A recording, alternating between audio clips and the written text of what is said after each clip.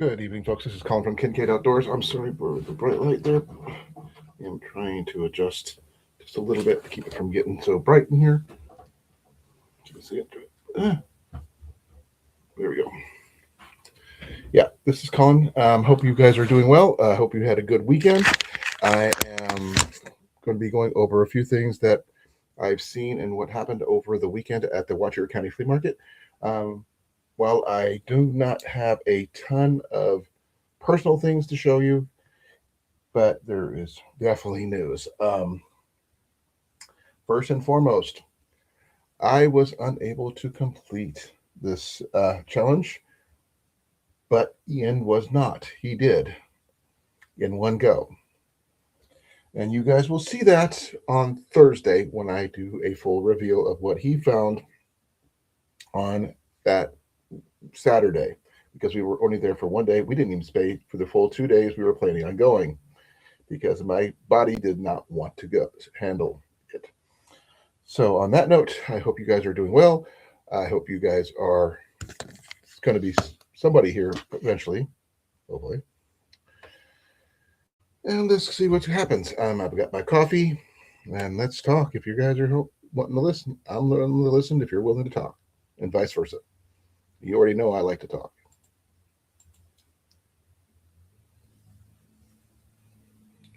Yeah, this is. I would have a second light here, but I misplaced it. So this is what you got for now. I had another light, but I don't know where it went to. To be fair, it was in my tent at the campsite, and now I can't find it. So that is what it is. Um, I did acquire something really cool, which at least I think so anyway. And I plan on showing it to you. It's like right here. I normally am not this kind of guy, but I think this thing is cool enough for me. This will be going in one of my kits that I will only pull out when I am in the process of doing it. I will review it, go over it with you guys, and everything else. So hopefully, I get at least one person in here because right now I just got no one in here, not even myself apparently. So yeah, there is that.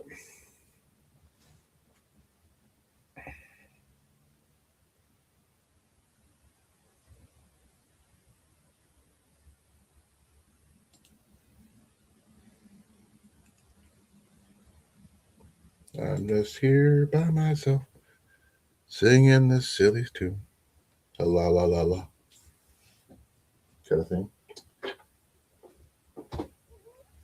I didn't buy a lot for myself. I've spent more money on my wife, and my son bought himself some amazing things. My wife bought herself some amazing things, and myself, I bought myself one thing, but that does not mean I didn't get anything else from that thing. Because one of the things that Ian did, which was really nice of him, he purchased me a few things for me. But I will show that once I get some people in here. Um, got my coffee, as per usual. See, coffee. Um, my supper has been eaten. I don't make me pull out these fleshy lights because I'm a big fan of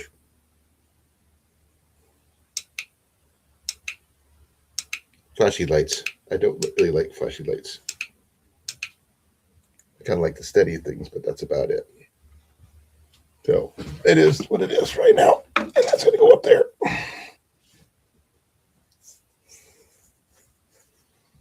We did have a campfire. We didn't cook over it or anything like that because Ian ended up saying, "Dad, we need to go get something to eat at midnight." So we made a midnight run to like Casey's and got pizza and chocolate milk. Yeah, go figure. But yeah, we're gonna figure things out as we go. We got one person in here. I don't know who's here, but thank you for coming. I really appreciate it. This is Colin from Kincaid Outdoors. I hope you guys are doing well. I got at least one item I could show you right now. The big items are going to be later on. I got two items over here to my right and some other minor stuff to my left.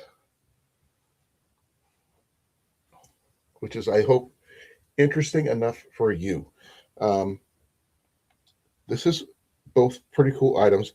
I got to set up my entire encampment that I would normally use for backpacking, and I found some good points, some bad points, and I'll be going over that as well.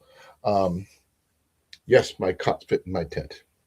Yes, the extension legs worked really well. Did I keep warm? Oh, 100%. My sleeping pad and sleeping bag combo was the bomb. It was just amazing. Um, I slept comfortably and everything else, so that was a bonus. Um, I was going to go live on Saturday, but I just was not able to because I was so sore. I could barely move, so I went home. That's unfortunate, but it does happen from time to time. If you're please here, please put a one in the chat for I know who you are, so I can say hi or hello to you. If it's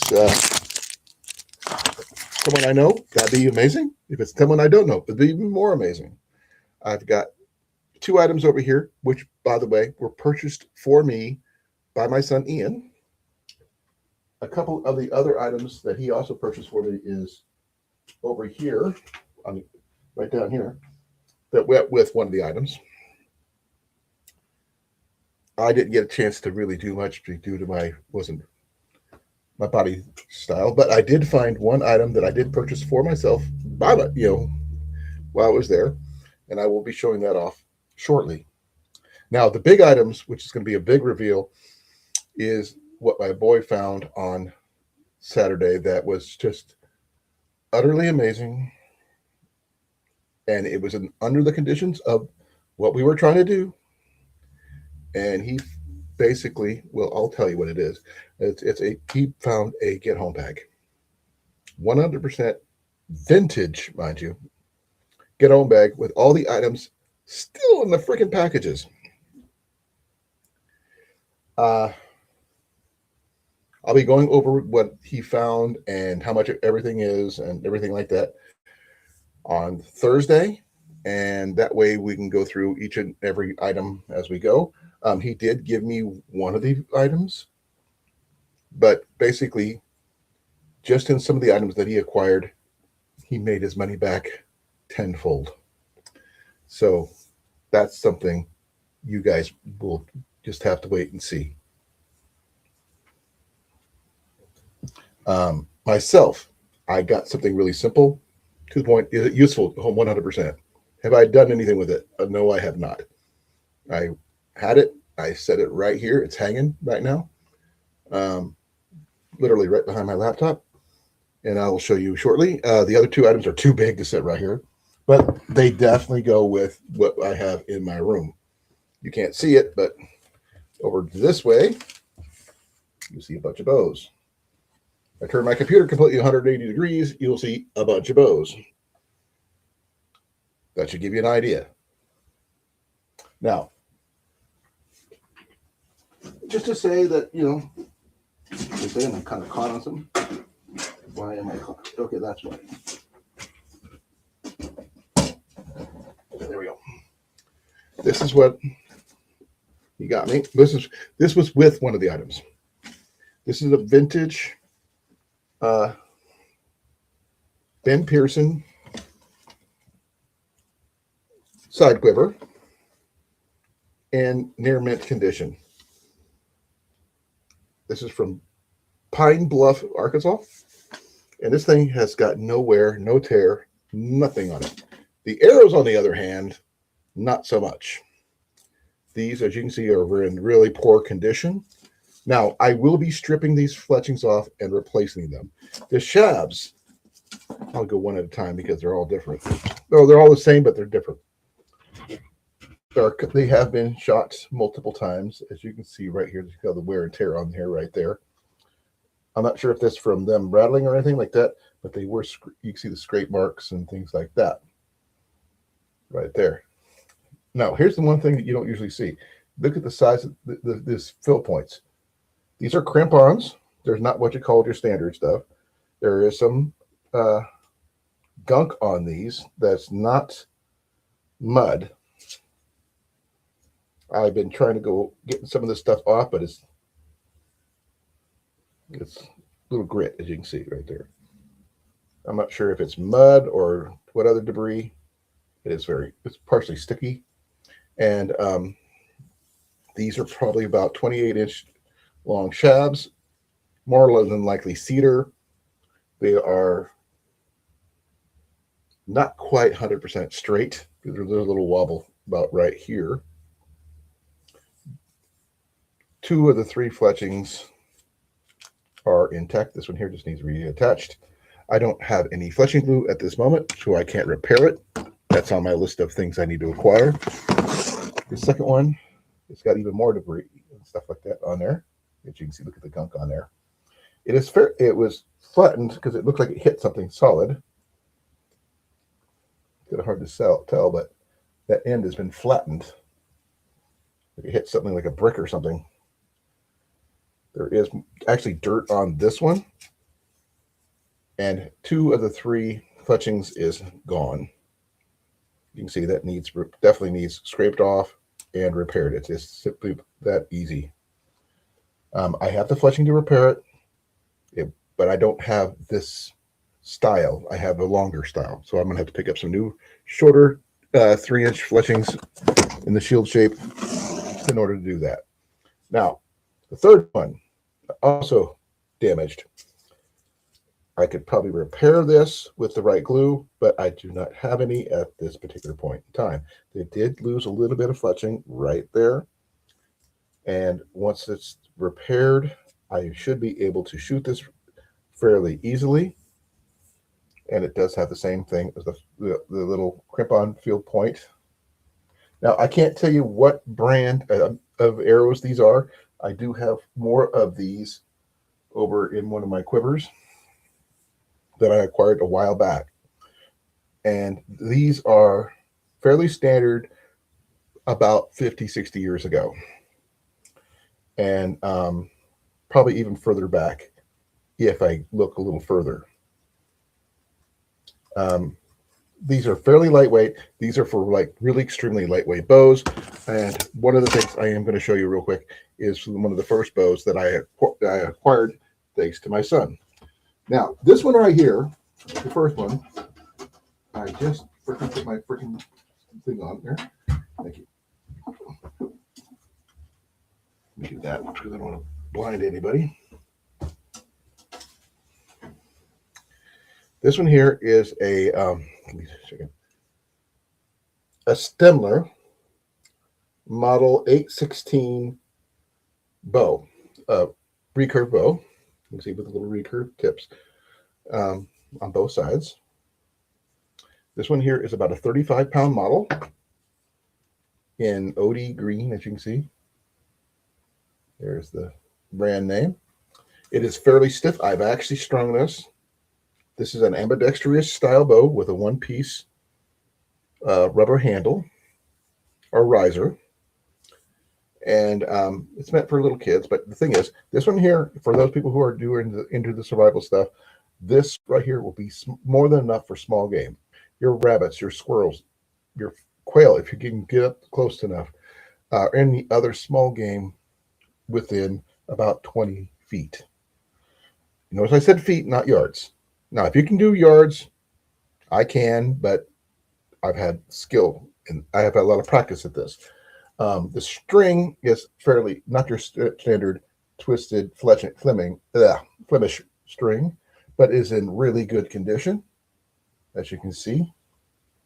It does not have a serving string, as you can see, but it does have serving on the tips near the ends, how it's done. So basically they folded over a piece of string and then they served it. Now that's a fairly quick method of creating a bowstring, but the string is a little short in my opinion because the brace height is a little high. Now the other one was the one that the quiver and the arrows came with is also a Ben Pearson. This is a super jet. Oh, sorry, it's a jet bow. Sorry, my apologies. It's a catalog number 333. Now, this one here is a right-handed bow.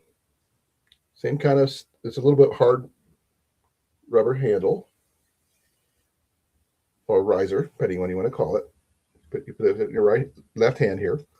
The string is a little frayed, but a little bowstring wax will take care of that in no time whatsoever. I did string this earlier, and it has the same issue as the first one. It is a little high on the brace height. The average brace height should be more like that high than 7 inches, 7, 8 inches, and this one was like more like 10 inches or so. So if I can figure out a way to create a better bowstring or acquire better bowstring for this one here should be about a 40-pound bow or so. As it stands right now, it's around the 45 pounds because the string is too short. Now, this one here is I would also hunt with if I had to in an emergency situation, but this is about what it looked like when it was strung. That's how far the string was from the riser. Now, you can see it's in really good condition. No obvious wear and tear. The tips were intact on both ends. Little discoloration there, but it is got serving strings on the ends on each side, as well as in the middle. So this is a well-made setup.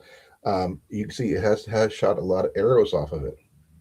As you can see, it's a little bit of yellow in there, so that means this is what was used to shoot these.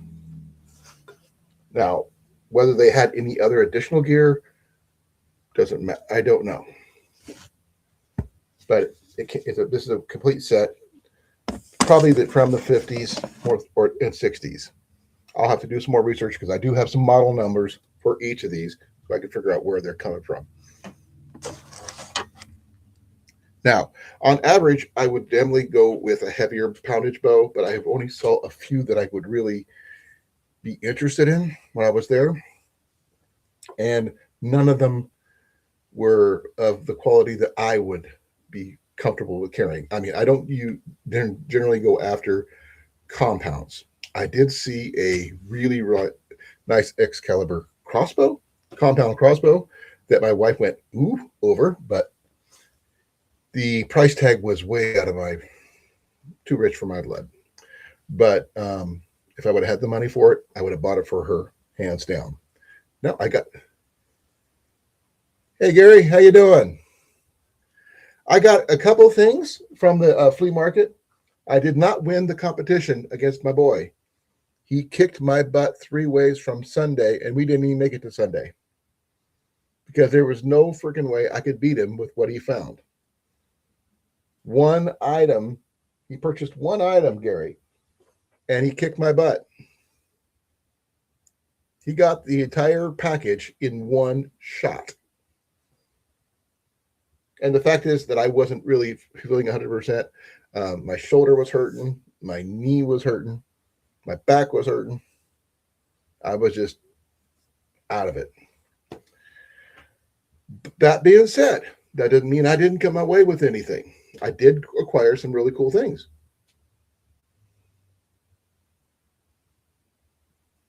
One of the items I got for myself, actually, I got from a knife vendor, which I think was really cool.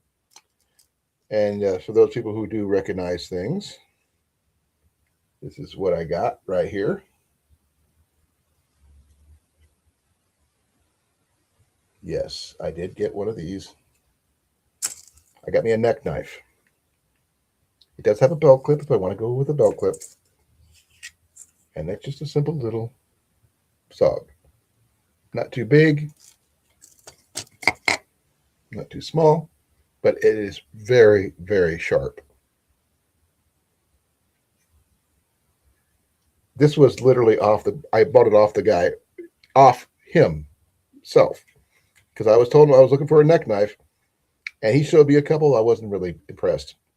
But for something small, dedicated for small things, this is pretty perfect. So came with a chain and everything else, obviously. Um,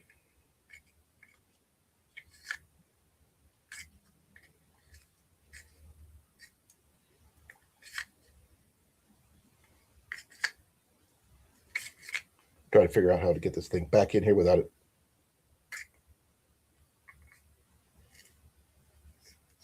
There we go. Like that. That way it won't fall out. But yeah, I paid about $20 for this. I know it's not the best.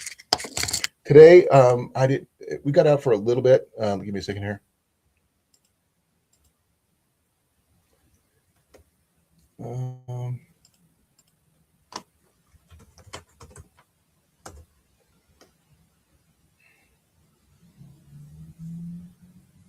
Give me a second. I'm waiting for this to pull up.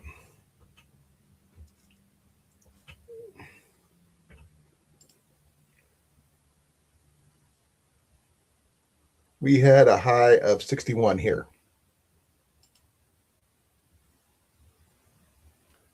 Oh, that's cool. I don't have a haversack. I do have one, but it's not Pathfinder. My haversack is more of a U.S. military brand. And before you say that it's not U.S. military, give me a second. Let me get this out here where you can actually read it.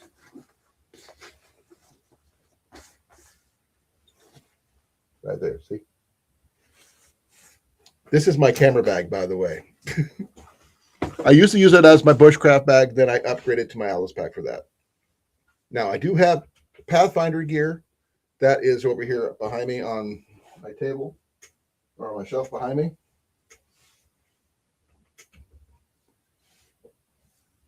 But my boy, oh my God, he just kicked my freaking butt. One moment. Let me see about getting him. Let me mute myself here.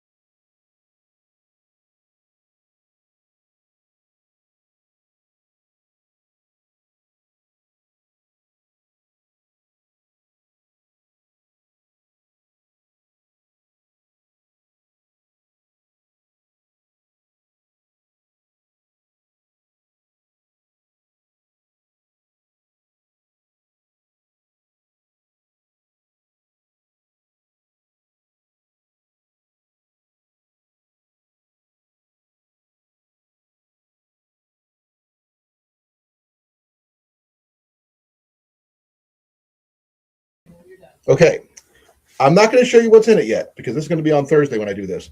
And Ian's going to add a couple more items that he said he got while he was there. This is what he found right here.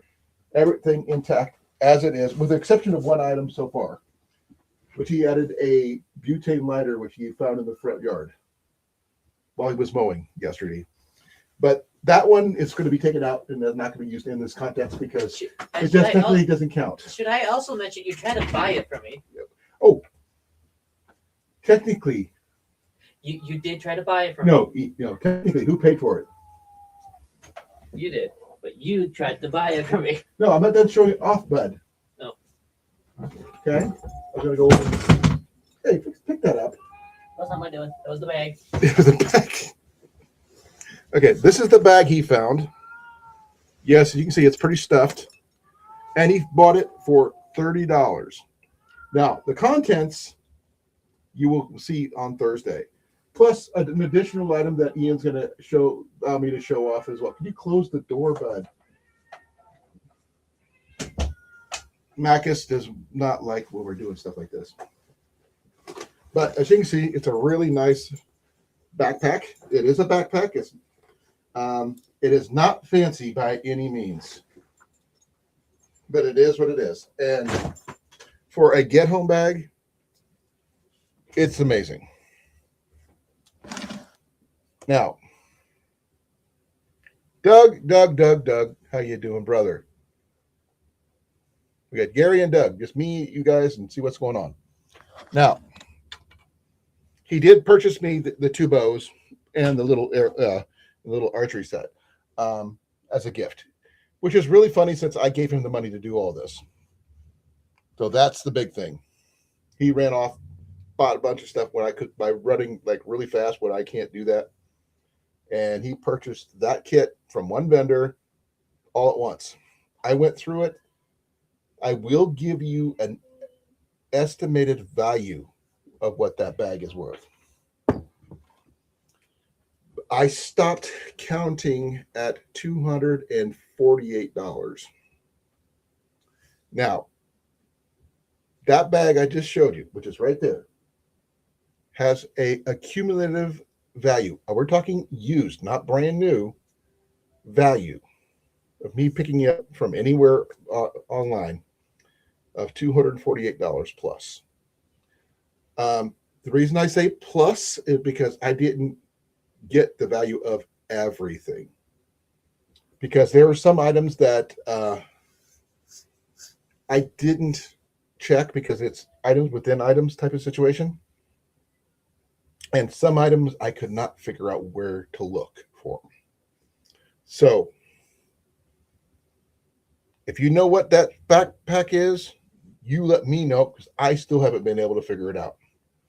I tried Google Glass. I've tried, I don't know what country it's from. I don't know if it's military or civilian, anything like that. But it is fairly large. It is extremely bulky.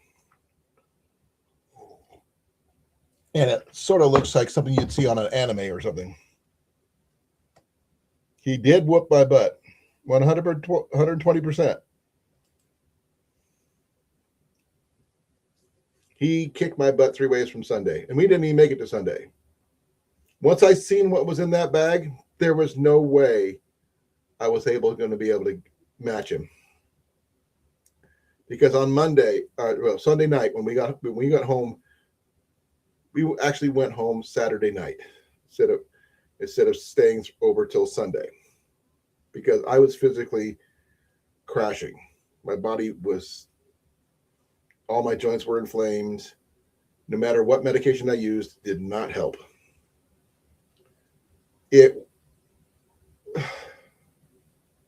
That's my personal issue, not the competition.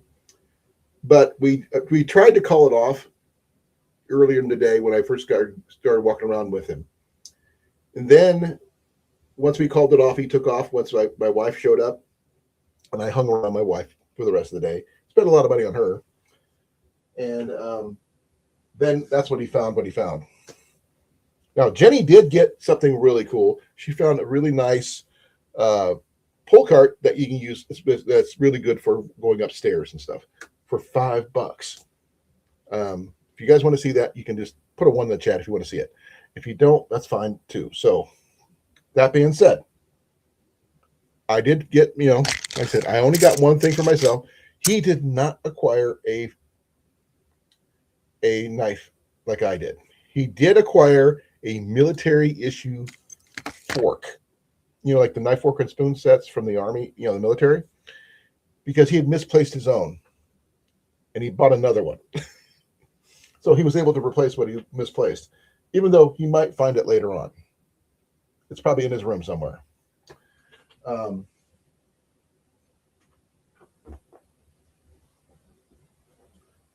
That being said,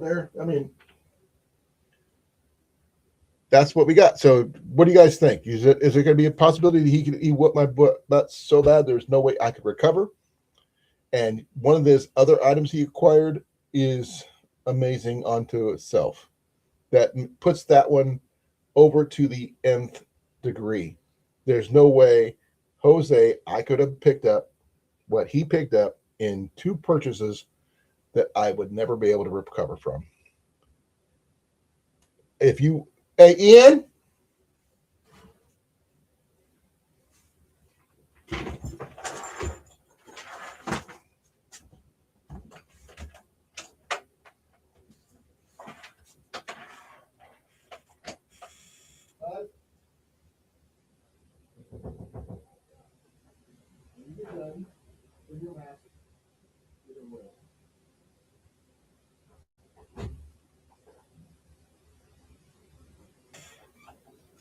sorry about that.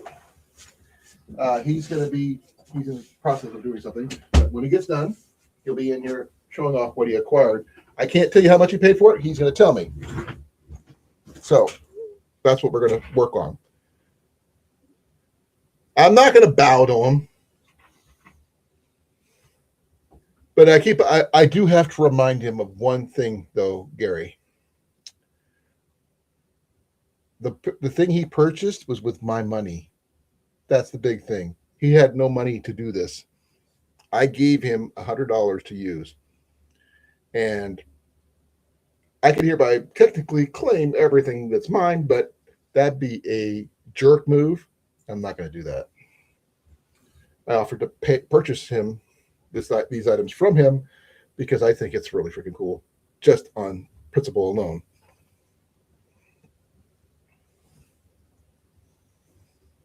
But that's okay. I think it's really cool. He's going to be coming in with one of those items that he acquired. He's going to tell you how much he paid for it. And the only thing he doesn't, there's one item or two items that he doesn't have to go with it that make it a little bit more 100%. He's coming in now. Come on in. Shut the door. Stand right here. Okay. May you please take it off? I did have to do some repair work on it. Okay. Well, as you can see, he got himself a gas mask. Now, this is not the thing that's really cool. Yes, he does need to add the filters. He knows this because it has one of the screw-in type filters right there. Ian, turn it on. It is on. Okay, watch this. It's going to sound really weird, but There we go. It has a built-in microphone. Right. Technically. It's right there, yeah. And it has a rechargeable lithium battery about that big. Not exactly rechargeable. Say, Luke, I'm your father. How about no? Okay. How much did you pay for that again, bud? $10. $10 for this. Now, this is in addition to the $30 he paid for the bag. So between the bag and this, he got almost a complete, not quite in my book, because there are a couple of things he didn't have. Get home bag. I need some pliers or something. I I saw you had some pliers on there. I don't have any pliers. All right, here. I know I saw some pliers earlier. No, I got some saws. Hello. Got a hammer. Hold this. Yeah. Here, back. But yeah, this is what he acquired. I don't know what style of mask or anything like that. It just says it's an F53. Okay, FM53. It's part of the M60 series. M60 series, and it has an on-off switch, which he charged it for. That's just a cover, though. I know, but That way you can switch this. You know what that's for? Yeah. No, you don't. I do. It's so I can switch ports. Yeah. If you're left or right-handed. But I'm right. Yeah, so you keep it on. If you're, yeah, you would keep it on your right side. Myself, I would have mine on this side. So you'd put your port right there. Yeah. I had something similar when I was in the service.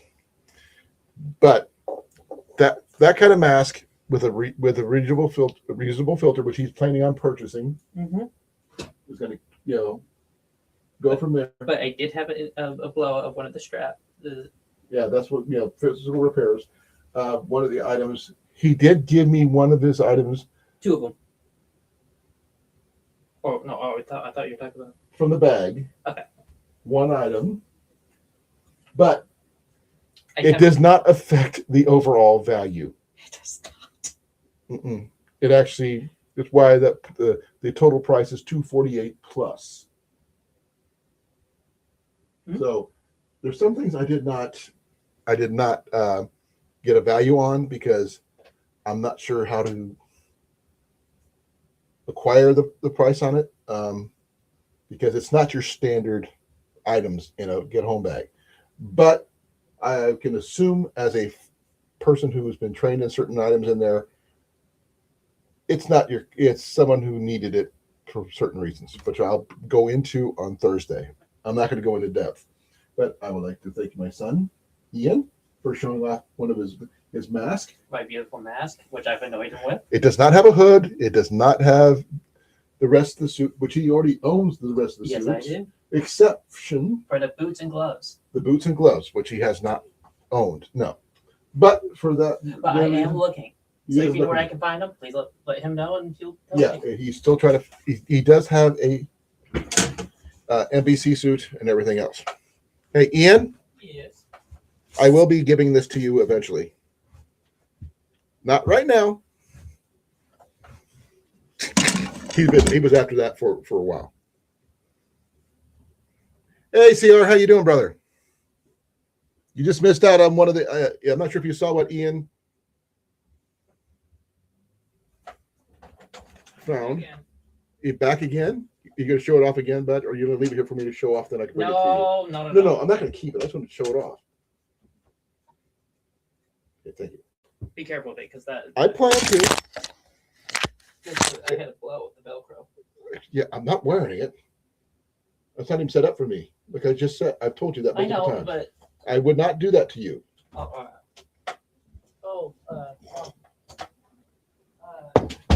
Okay, CR, this is one of the Ian's items that he found. I had something similar in the service. Now, he does not have the extra face shield covers. You're not masking your comments? That's good. But this one here actually has the voice modulator part where you can, project your voice where you can be heard. It does have an active drinking tube. Just let me know when you're done.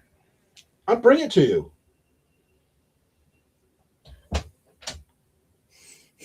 He's very proud of it. He paid $10 for this. It does not have the hood, obviously. And like I said, there's various shields, eye shield you can add to this one.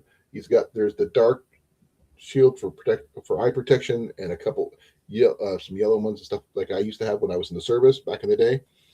But for what it is, which is, by the way, that's the information for it right there. This number word here is Avon, right there, and it's the FM53. And that does look like a QR code.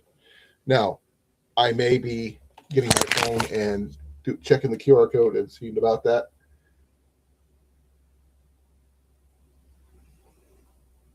Hey, George, how you doing? Glad you can make it. Yeah, my son acquired a FM53 gas mask at the flea market at the Washoe County Flea Market over the weekend. It does have a rechargeable battery in here. It does have an on-off switch, which I'm not going to mess with. That's his. It does have a QR code right there, which I am going to go get my phone and check to see what it scans at, because that'd be kind of cool if it scanned out something really cool. He does have a really nice bag, which is right here behind me, which I'll be going over in depth on Thursday, piece by piece.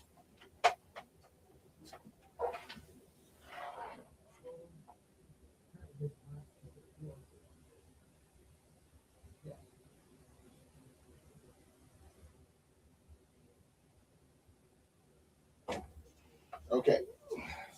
So I'm going to do a complete check on this one and find out more information about this particular gas mask, because I have never seen one civilian wise. Definitely not seen one with a QR code.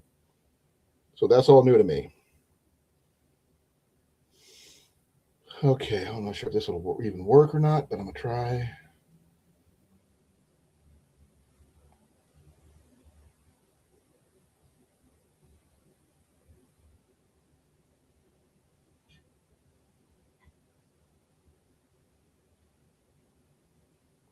I'm not sure if this is even going to work, but I'm going to try.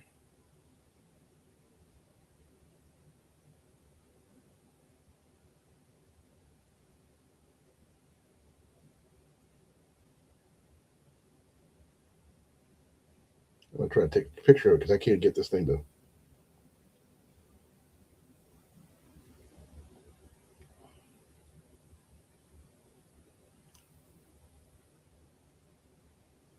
So I get this thing to focus here.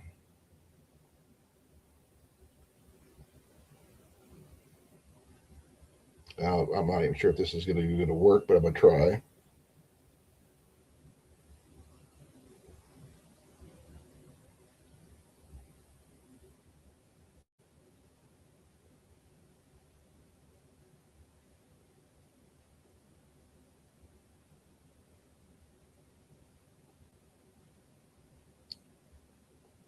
I have no idea what code this is.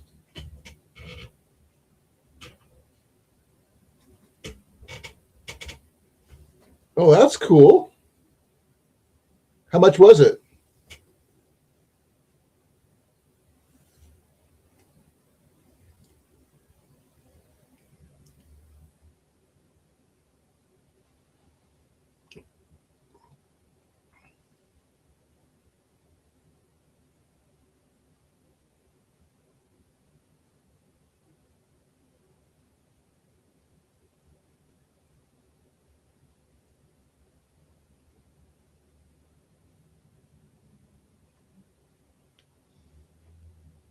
Let's see if I can get this thing better with the light on here.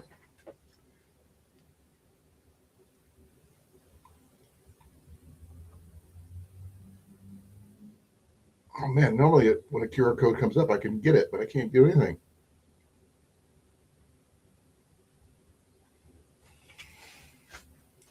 I have a QR card reader in here, but it's not doing anything. 20? That's not bad.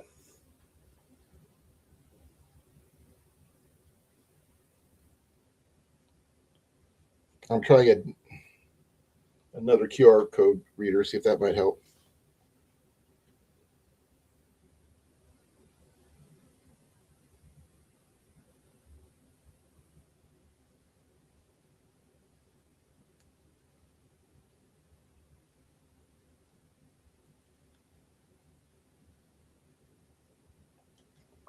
I'm trying to get this thing.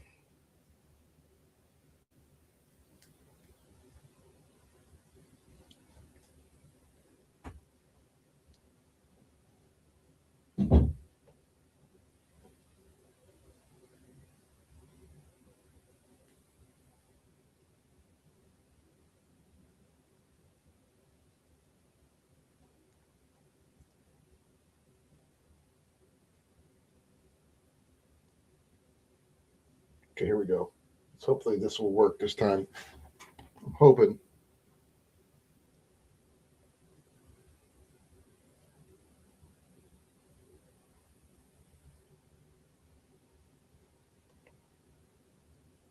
I'm going to have to turn on the overhead light because this thing will not give me enough light. Because I can't get this QR code to work, guys. I mean, I'm trying.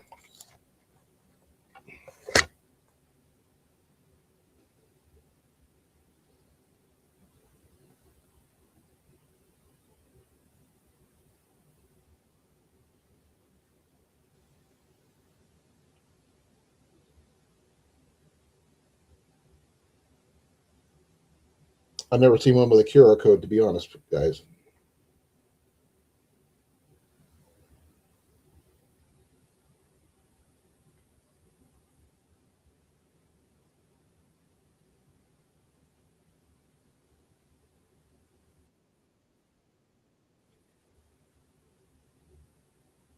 Nope.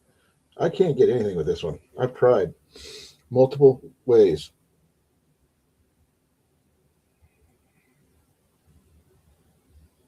And it's not letting me do anything. Hey, Doug. What do we got in here? How you doing, brother? Hold on. I can't hear you. Your mic is off. Just for a moment. Still can't hear you.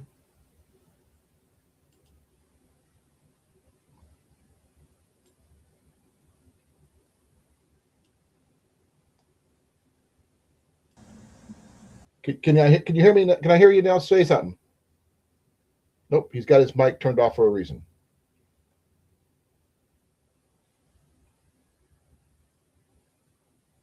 Okay, that's pretty cool. I'm like I said, I've been trying to scan this thing, and it just not. I don't have anything, but I'm gonna see what I can do about a. Let me remove that because I don't. It's not working. I'm gonna do a visual check on this thing, see if I can get a better look at it. What it Why did I is. turn that off again? Jeez. Hello, everybody. I don't know if there's another. There's no. Nothing on the other side, just on this side. So I'm gonna have to do a. Yep, yeah, so I got my 5-gallon bucket challenge done today. Dang it! This thing is just bugging me.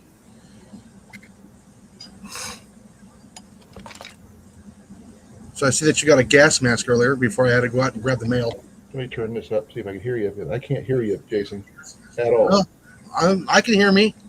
Hold on.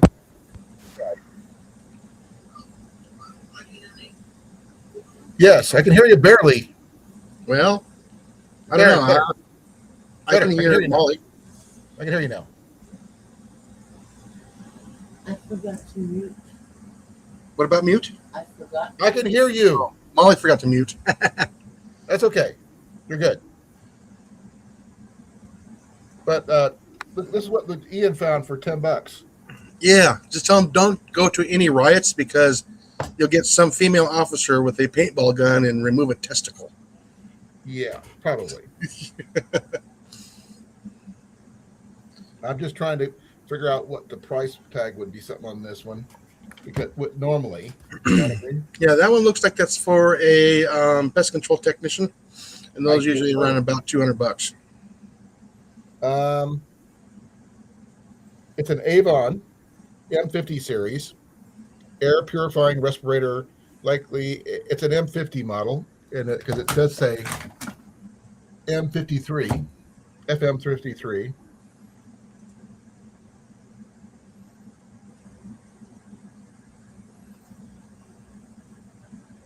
Okay, that one right there. Let me see. He paid $10 for that. Yeah.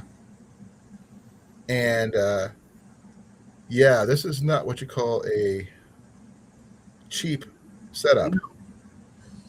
That's what I used to have when I was doing pest control work. How much did that usually run you? We used to get them from the shop for about $200. They're saying on eBay and everything else, it's between $350 and $570. And the voice modulator thingamajiggy works. Oh, mine didn't have a voice modulator. His does. No, we just had to use finger signals between each other. Let me see if this. Okay, can you somewhat hear it just a little bit? And it's got a lithium battery which you can recharge and everything else. But it does come off, and the drinking tube which does work. He's tested it. It does need a proper filter, which we already know. That's the screw-in type. This is very similar to what I had when I was in the service back in the day. But it does not have a hood. It does not have the rest of the suit or gloves or boots or anything like that. But for the average person, if they have the proper, they don't have the additional face shield cover, such as the orange lenses. I mean, the yellow lenses or the darkened sunglass style lenses. But that could be picked up secondhand, for probably cheaper, but not as cheap as this. No. Now, this is only one item of the two. He bought both of these from the same vendor for between the two, $40 for both. But you got two masks? No. One mask, 2 items, but the second item is, well, I'm not going to show you what's in it, but I'm going to show you the bag. Remember, this was supposed to be a get home bag challenge, right? Mm-hmm.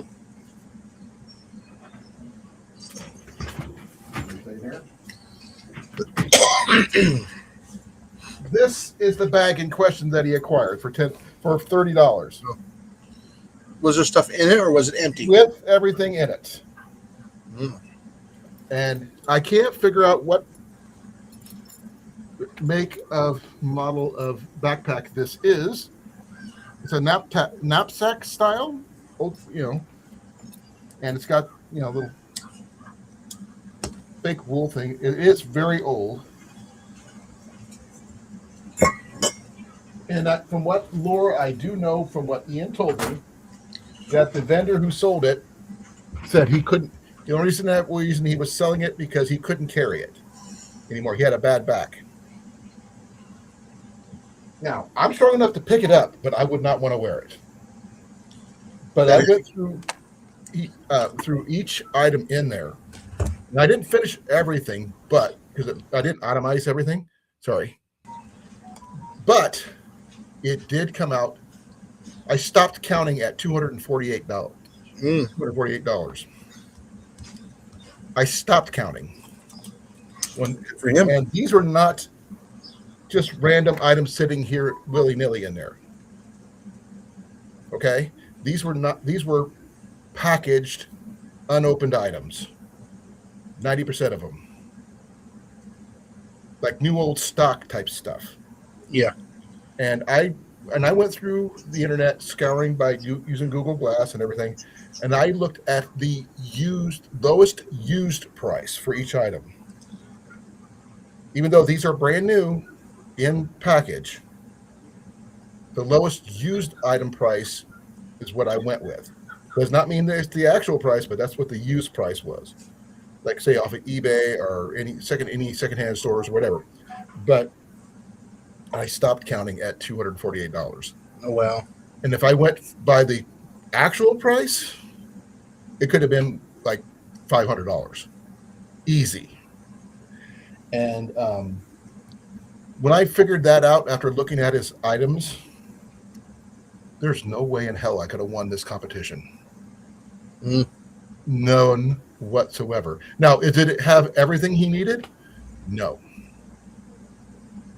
There are some things that I looked through and I didn't see. He didn't have any way of making fire. He didn't have any proper cutting tools. No knife. No proper cut, knife, Yeah. Nothing like this. Nothing like that. He didn't have any way of boiling water. Even you had something to carry water in, but not enough to survive on. But it is a useful item, and it's what he had. And also no food, but that's a given because it's a flea market. You're going to get what you're going to get. But each item 90% of the items, like I said, are brand new in the package. And what I plan to do after I show you on Thursday, because Cliff wanted to see them too. That's the reason why I'm going to not do this until Thursday. To go through everything. All right. And I'm going to do a series on each of the items that he has because this is new old stock stuff you don't find just right off the shelf anymore. Yeah. And I'm going to do a video about each one of those items individually because you don't find stuff like that anymore. And finding it as in a complete kit, unheard of.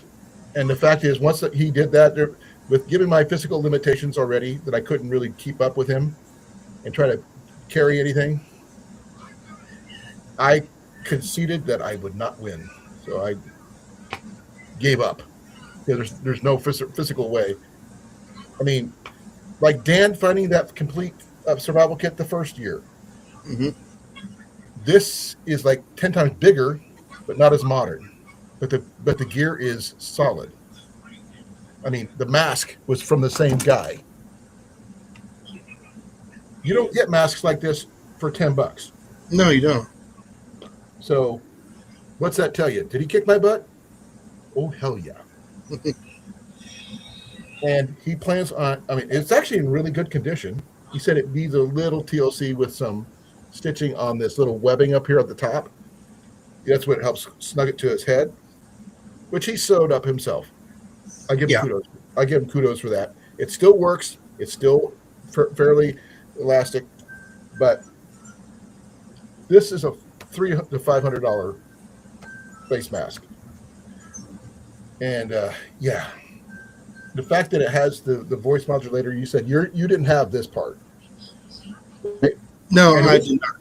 This is removable, so you can recharge it. The battery, which is like a little lithium battery about that big. and he recharged it, and he got it working. That's why I shut it off. I didn't want to run the battery down.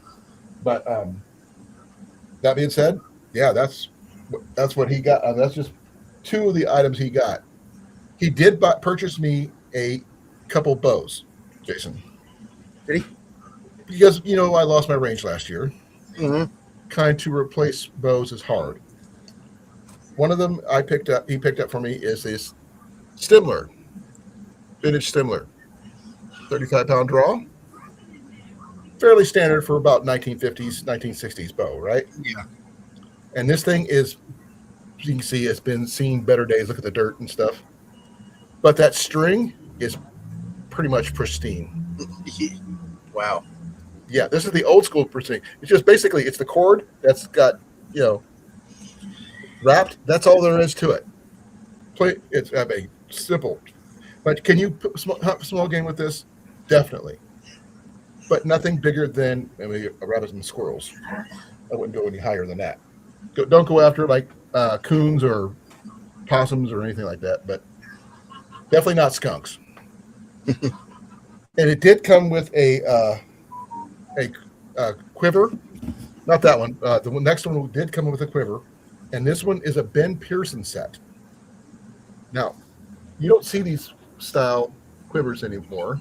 No. So it's a side quiver. Like I said, I'm not familiar with the bow stuff, so just to let you know. This is a vintage one. Look, do you see any wear and tear on this thing? No, looks like it was garage kept. Well, here's the thing. Wait till you see the arrows that came with it. But there's the model number, in case anybody's interested. Because Ben Pearsons don't make a lot of bows nowadays. They come with 3 arrows and a bow.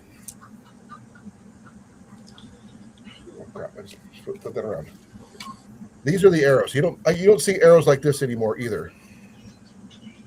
As you can see, it is missing some fletching, and that fletching is kind of ate up. But look at those tips, Jason. Yeah. Those hit something hard. This one hit something. I mean, this has been flattened. No, this one probably hit something like stone or metal. And there's still got some dirt on there, as you can see.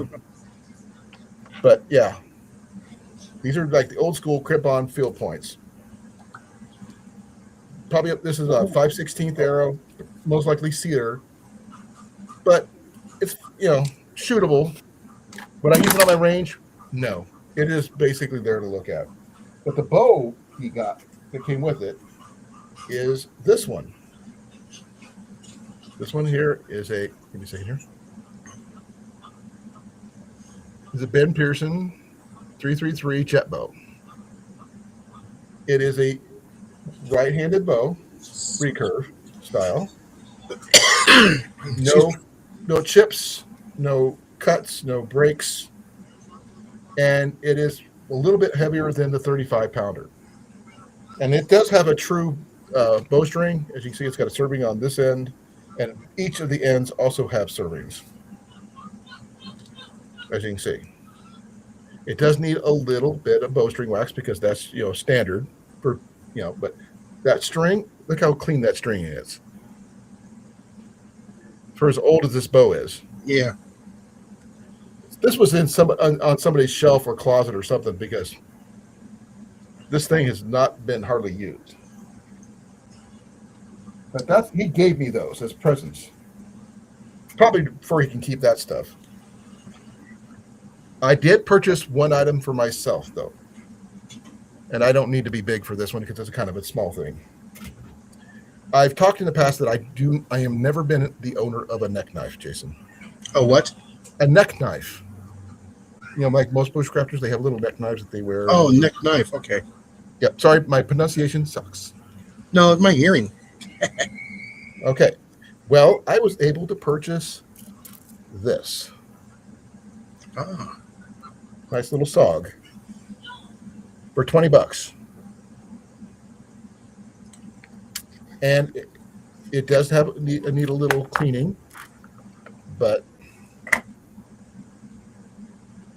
for $20, I think I did a pretty decent little deal. And it does come with a, yeah, it has a little clip on there if I'm going to wear it on my belt. So I can wear it on. This literally came off the vendor's neck because I didn't like some of the other items that he had. I did have one more purchase. I mentioned a little bit the ammo, Jason. Yeah. I did find out I did save $3 on that ammo. Did you? Yep, That's $3. And $3 is $3 when it comes to 100 rounds. Oh yeah. And I didn't have to worry about shipping. For that, for people, I am going to have to go get it. I have to give this stuff back to Ian. So give me a moment, Jason. You have the time.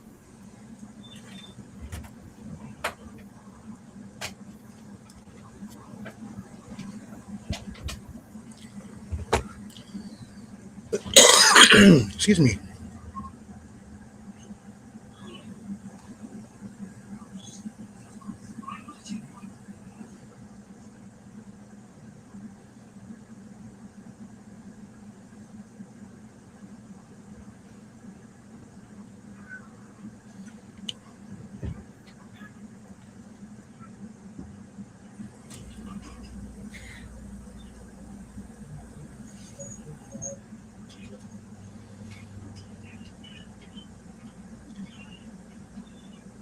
Uh-oh, he disappeared.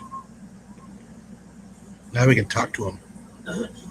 Or we can talk about him. How's that?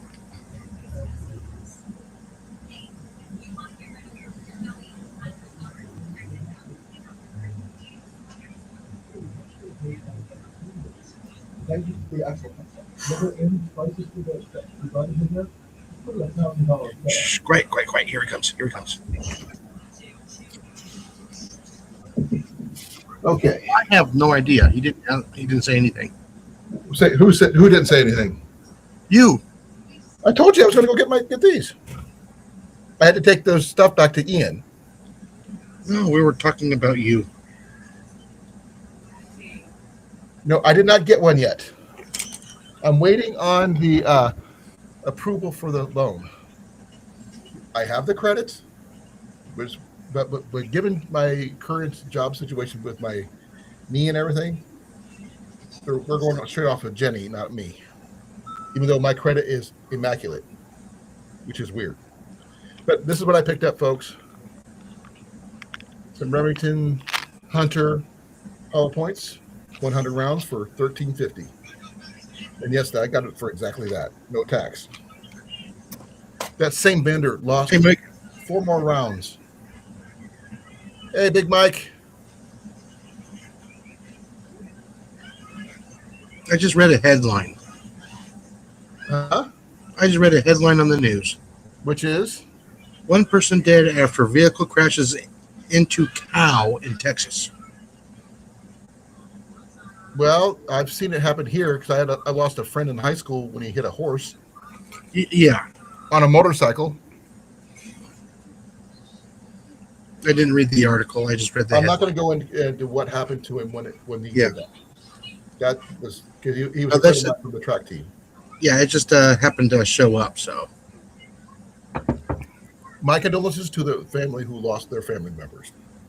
That's all I'm going to say about that. Hey, Took, how you doing?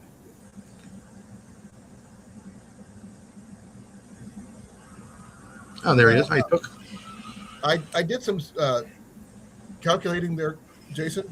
You did say hi to Mike, did you? I did say hi to Big Mike. Okay. If I went by average prices, not the low end prices, that bag, that mask, between the two of them is over $1,000 for $30, and I can't beat that price by just building a haphazard kit. There's no freaking way. And he did it with 1 purchase or 2 purchases, Jason. What am I supposed to do? I can't beat that. No. Did I see a lot of stuff I wanted? Yes. Did I have the money to do it? No. I turned down a $35 McCullough generator. The only reason I turned it down, even though it ran and everything, I didn't have any place to put it. An actual freaking generator that worked for $35, I had to turn it down because I have no place to put it.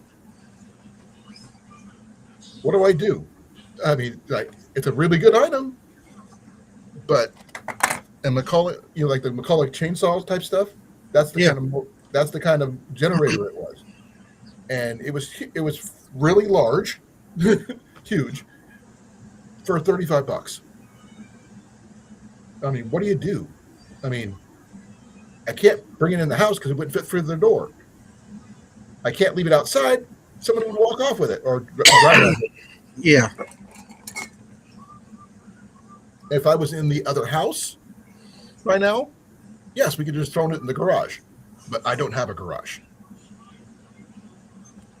I did have a garage when I first moved in, but they ended up sectioning it off and selling it off with the house next door. So we didn't. We used to have one, but we don't anymore. Type of situation. Hey, Groundhog. What's up, Groundhog? Now, I got a question about my video. Which one? The one I Was commented on? Yeah. Did I come in clear enough? Yes, you did. Yeah, I was making sure. Yeah, I was very impressed.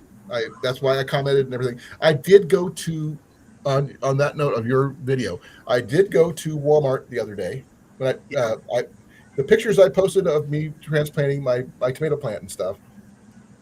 I went to get a bucket for that particular challenge. They didn't have any in stock. Not one. Wow. They didn't have multiples. They didn't have any of that. I would have to order it. Oh, that's crazy. Somebody went through and bought every one of them out. Now, that doesn't mean there's not another one at maybe Tyson's, perhaps, or even Ace Hardware, but I was at Walmart at the time. But I did pick up myself some really nice potting soil, and I picked up a nice big pot. So I used that to transplant that clone into the new pot, which is like bigger than the one I have in the kitchen, by the way. And that one, by the way, in the kitchen is blooming. So the bloom is like that big. So it's a high chance that I get some more tomatoes. But when I took that thing out of that little starter pot, which is like this big, Well, see, I was testing out my my dead cat microphone, right? because I also found on my camera a noise canceling feature in the camera, which I had no idea was there. So I used it so I can cancel out most of the sound from the traffic and that cement mixer. That cement mixer is pretty loud. When I'm wearing my hearing aids, which allow me to use it as a mic through my phone, it does the same thing. I have a noise canceling option. Yeah. Which really works out well. I mean, I'm not used to that, to be fair. And apparently I did some research on my hearing aids, is that this is the highest end option you can get for hearing aids for allow you to use them for Bluetooth.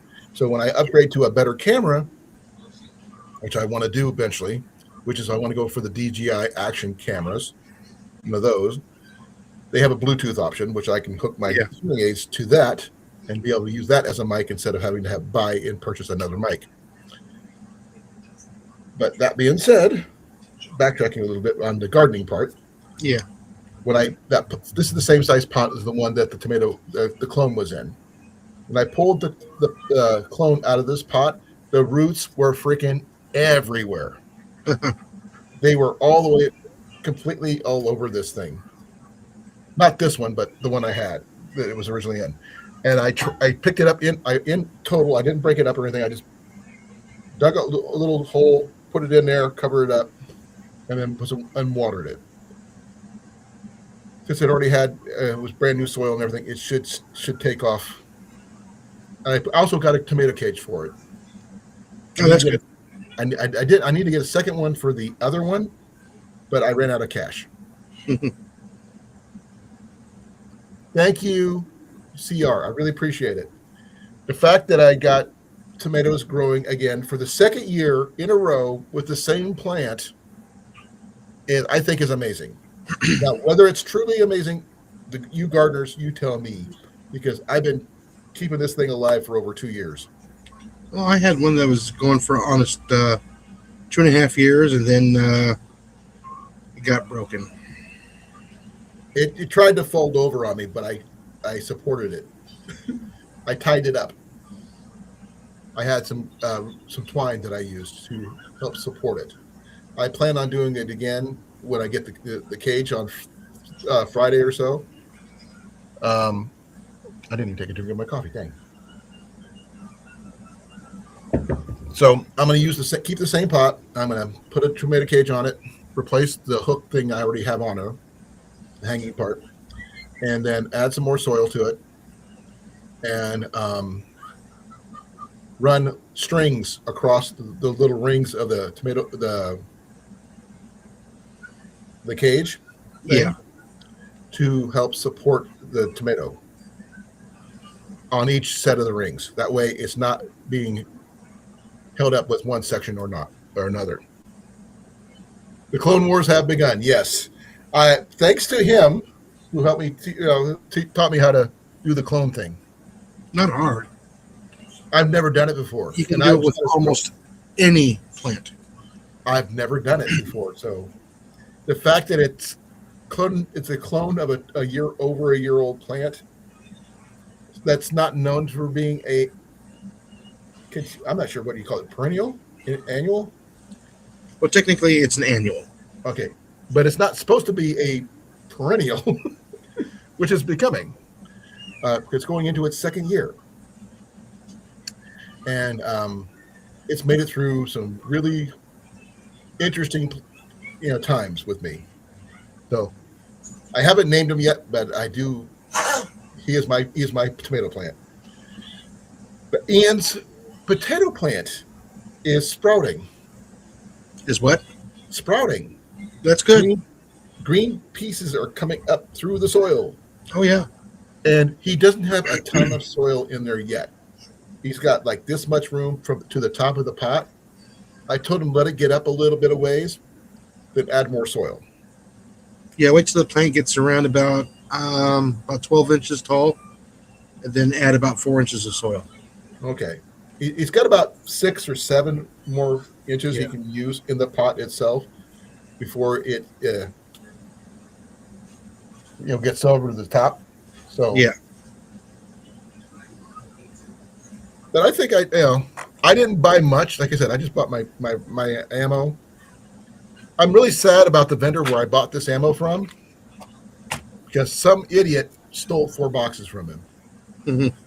Just grabbed it and walked off. Oh, wow. Yeah, really sucks. But I did get myself a new neck knife. Now, I don't know much about SOGs, to be fair. And I don't know if it's got a 90-degree spine on it or not. That remains to be seen. It does have the junting or whatever you call it right here Yeah. on the back here. Your little grippy stuff. Yeah. Control. Yeah. And it is a one-piece blade. Now, I'm sure people will probably use this like a little spear head or whatever it is where they want to tie it to. It does not have a lanyard, as you can see. Jimping, thank you.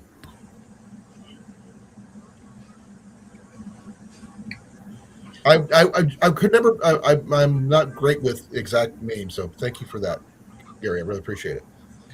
Now, I'm not sure what is the secondary hole for. Accessories. What accessories Sights. for a knife? I'm messing with you. I get that. Yeah, you can put in another lanyard, stuff like that. Well, I mean, I could see where you could start a string here, and you have a stick or something right here, and you just wrap it around until you tie it here, or you start here and work your way until you tie it there. Because there's 2 holes. There's one here and there's one there. There's 2 holes there. You see them? Well, it could be for like a small lanyard, so you can put your finger in. So you, How good? Oh, oh. I know you need at least one to keep it from dropping somewhere once you have it out. And this is your standard military. You know, I'm not sure what kind of necklace you call this, but I had these in the service. But yeah, I can wear it on my neck when I need it. I generally carry a bigger knife when I'm out and about, just like Jason does, just like Cliff does, or anybody else who does any outdoor activities. You carry a knife maybe about that big. Whether it's a buck, whether it's in my favorite case is my Flissa that I got from Corn Fed. I still like that one, by the way. I How well versed are you on regular firearms, Jason? I'm not an expert. Well, I just want.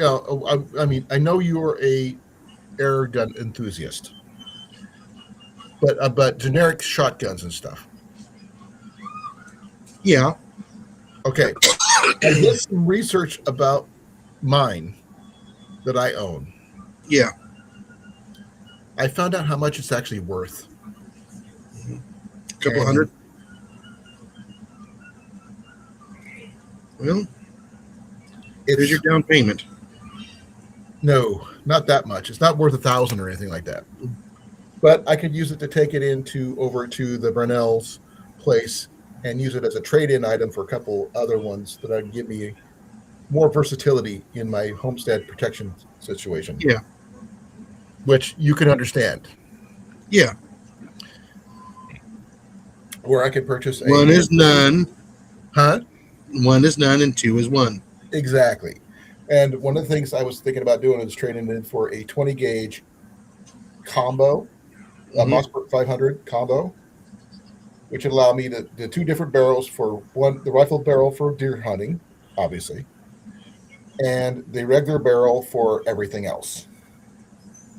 And it's a pump, so at least give me more actionable stuff I can hunt with, and protection too. And still have plenty of money left over for a pistol to go with it. I'm not going to sell it. I'm going to go in-store credit and get as much as I physically can from it, so I won't have to purchase anything outright myself. Yeah. So no money changing hands, straight trade. That way I can get everything I need without having to, anything out of pocket, which is, to me, is a bonus. If I already own it and I can get something better for me, I'm okay with that. It's like a major upgrade in my protection situation. Yeah. And as it stands, I can't really shoot the 12 gauge anyway. Too heavy. Yeah, but I'm looking at I like the Mossberg because of the versatility, and I can get it in a walnut stock because I want something I can eventually be an heirloom gun, if that makes any sense. Yeah. And I like the feel of woodstock. I already have a woodstock on this thing, and it'd be a kind of a downgrade if I got something that's not. In my book, what do you think, Jason? Well, like I said, you don't need something pretty. You need something functional. Well, that's why I like the Moss. I mean, I could do a better upgraded trade for higher, get a higher end one. But if I go for a lower end one, I get 2 firearms instead of just 1. Yeah. And that makes more sense. And they can throw in ammo on top of that. Of course. And, I'll be trading in my my American Arms Silver 2 plus the chokes. And that itself would give me probably about between $700 and $900 worth of credit. I could use it for getting the Mossberg and maybe a Smith & Wesson 40 caliber or something like that.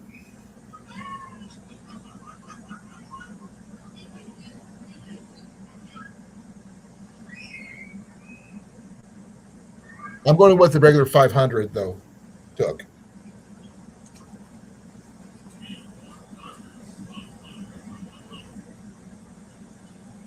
I don't want anything with a plastic stock or anything like that though. That's my biggest issue. They're not always bad to get a modern No, I stock. understand about lightweight, but not as repairable as a wood stock would be in my book.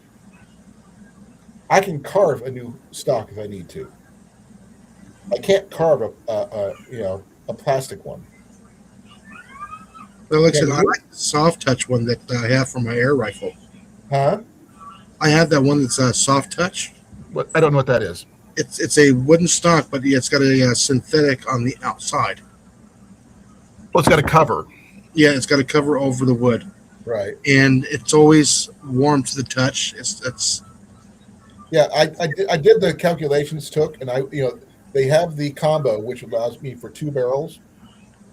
I get that in a good set of another box of ammo with that, plus the S&W 40, plus another box of ammo with that, plus a sling, and I've have pretty much everything I need, and a couple of gun locks on top of that, yeah. and a holster for the Smith and Wesson. 'Cause as you know, coyotes suck. Raccoons suck. Yeah, tell me about it. I had to get rid of one this morning. So, as much as I love my bows, they don't dispatch them as cleanly as a pistol would or a shotgun of appropriate weight. And that thing is too big to discharge here in town anyway. But I'm going to think about the Mossberg 500 combo. That way, if I want to go hunting for deer, I can swap the barrel out, run slugs through that. Easy peasy. Though I still want to get a black powder. For those people who do black powder, I'm not sure. I think you do, Jason. You got one, right? Oh yeah, black powder's fun. Well, as I think I mentioned to you before, I was deer hunting season for archery has a week crossover with black powder season. Yeah, So, that being said, carrying a black powder rifle with you during the same week you're going bow hunting is not necessarily a bad thing as long as you have your tags for that particular season. yeah. You have your tags for both. And as long as you've got your butt covered, you should be good. That way, you're not likely to lose an animal and having to trail it if it doesn't go down properly right away. Well, that's where confidence and shot placement comes in, and practice, practice, practice. Well, there is the odd deflection thing that happens from time to time. Doesn't matter how good an archer you are, all it takes is a twig, as you already know. And if the thing is, if you get it into a certain point and you just does not get into a comfortable range where you can shoot it safely with your bow, that's where the black powder comes in. Yeah. So you have options, and as you know, options are everything. And that way, if someone says, "What are you doing shooting during, bow season?" It's also black powder season, and there's nothing in the rules that says I can't do that as long as I have the tag for it. And that way, either way, you're bringing food home to your family. That's my take on that. Because I don't hunt for trophy, as Jason already knows. I hunt for food. And if I can find, If you want to hunt for sport, go after mice and rats. or go after elk, and if you have that kind of money, which I don't. Oh no, elk. Yeah, no, I would only take elk for the feed the family and put food in the freezer. That's what I would. That's what deer's for me. It's for food for the family.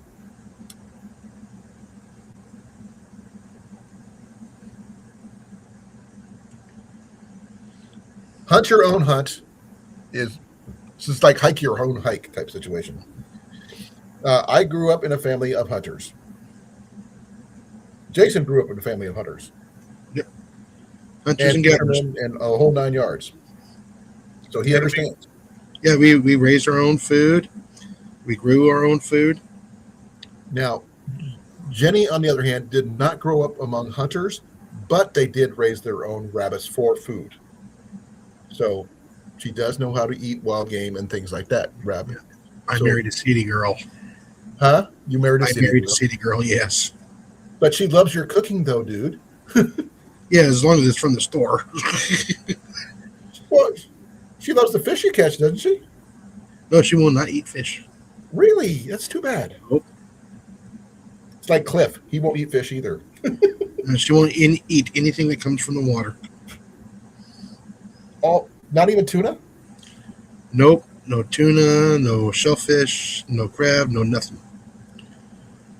Interesting. Okay. That's too bad. Clam chowder is amazing. Just saying. I like Western clam chowder better. I'm more of a white clam chowder type of guy, not a red. With the extra potatoes and stuff like that. In a bread bowl. Can't be beat. Sorry. That's my saying on that. Um, but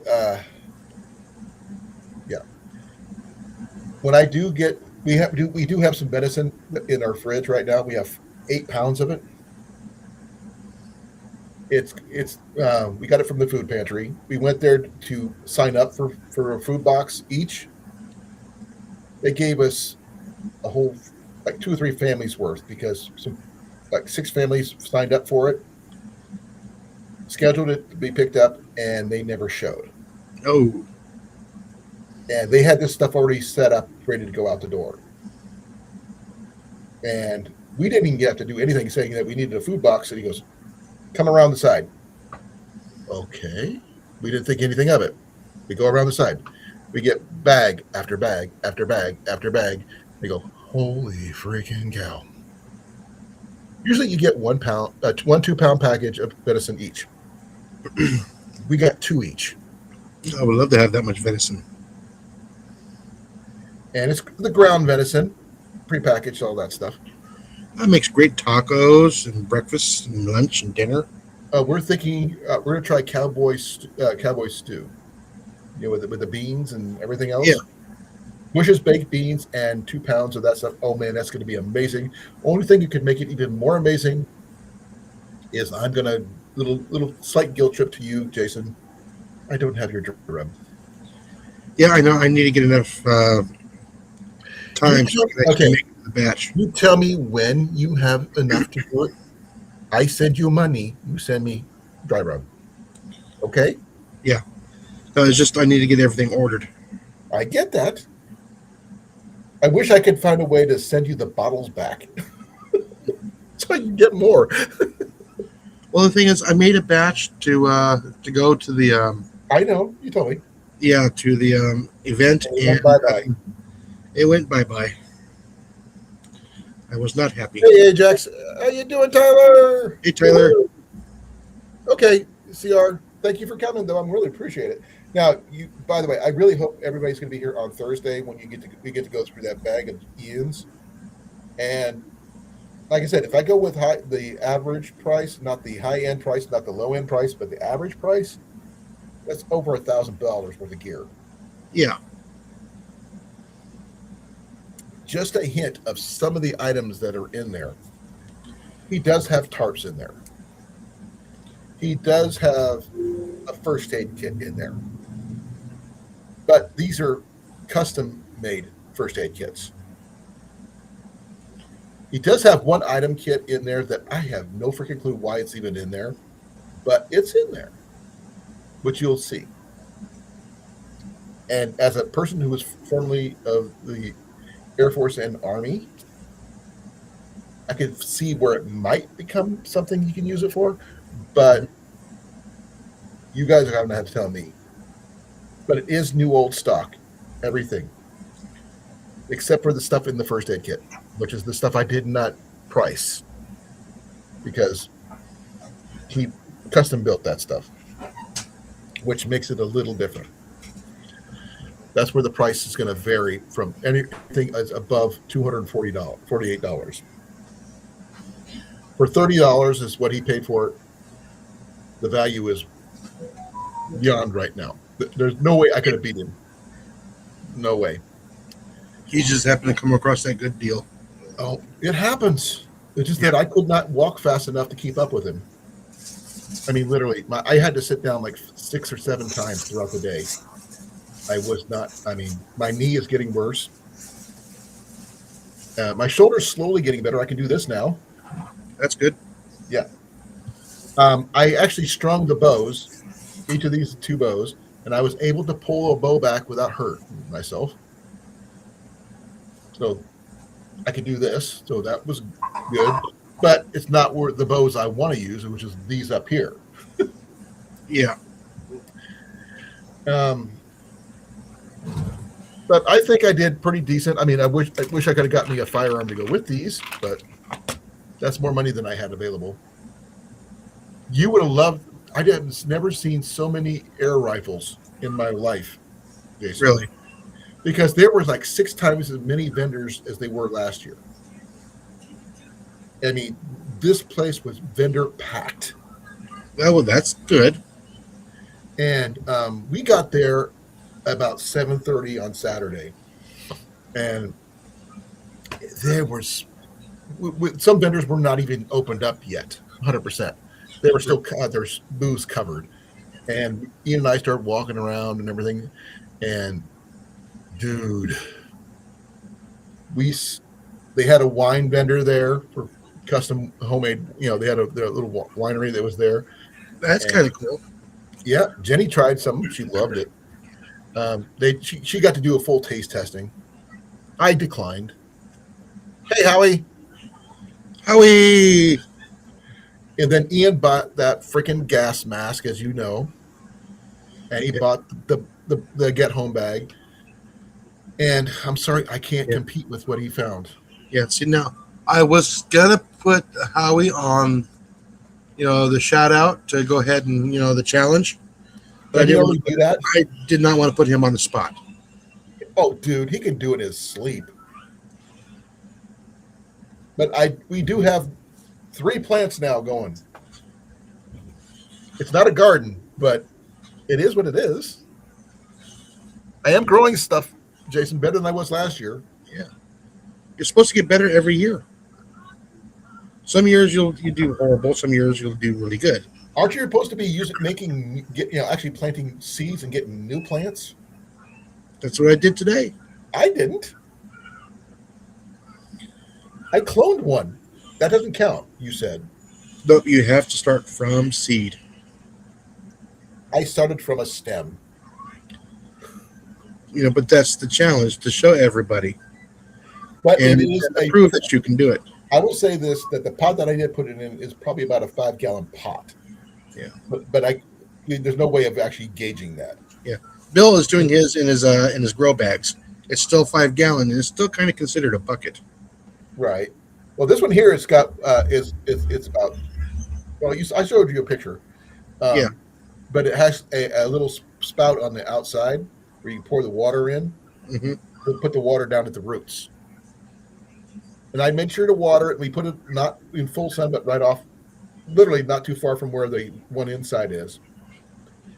And I got a tomato cage for it and everything else. And hopefully, if the weather doesn't kill it for being weird in Iowa, because we're not quite through the last frost date situation, I'm hoping, because it is both the potato and the cloned tomato is outside. And we're hoping it'll expand the root ball that it's already got. Yeah. And I was actually kind of surprised that it actually started growing in that little pot this big with what I did to it. I mean, I didn't really do much to it. But that's my gardening update. Other than that, I got my butt handed to me in a get-home bag competition, which I basically beat myself because I gave Ian the money to do it. And I taught him how to do it. So did I beat myself or did I win? Your choice. You guys decide. But I do plan on going through each of the items individually down the road. We're not going to open them up or anything like that because they're not my items. I cannot do that to him. But I will be going over the items, where they're located at, where they're from, how much they normally cost, that kind of thing.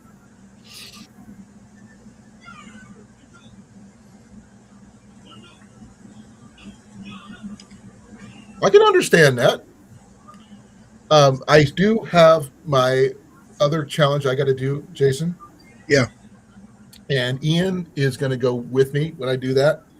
And I figured I'm going to let him use the ones that after I'm done using one of the lures that I got and catch the fish for that day, he will be able to use that one to fish for himself.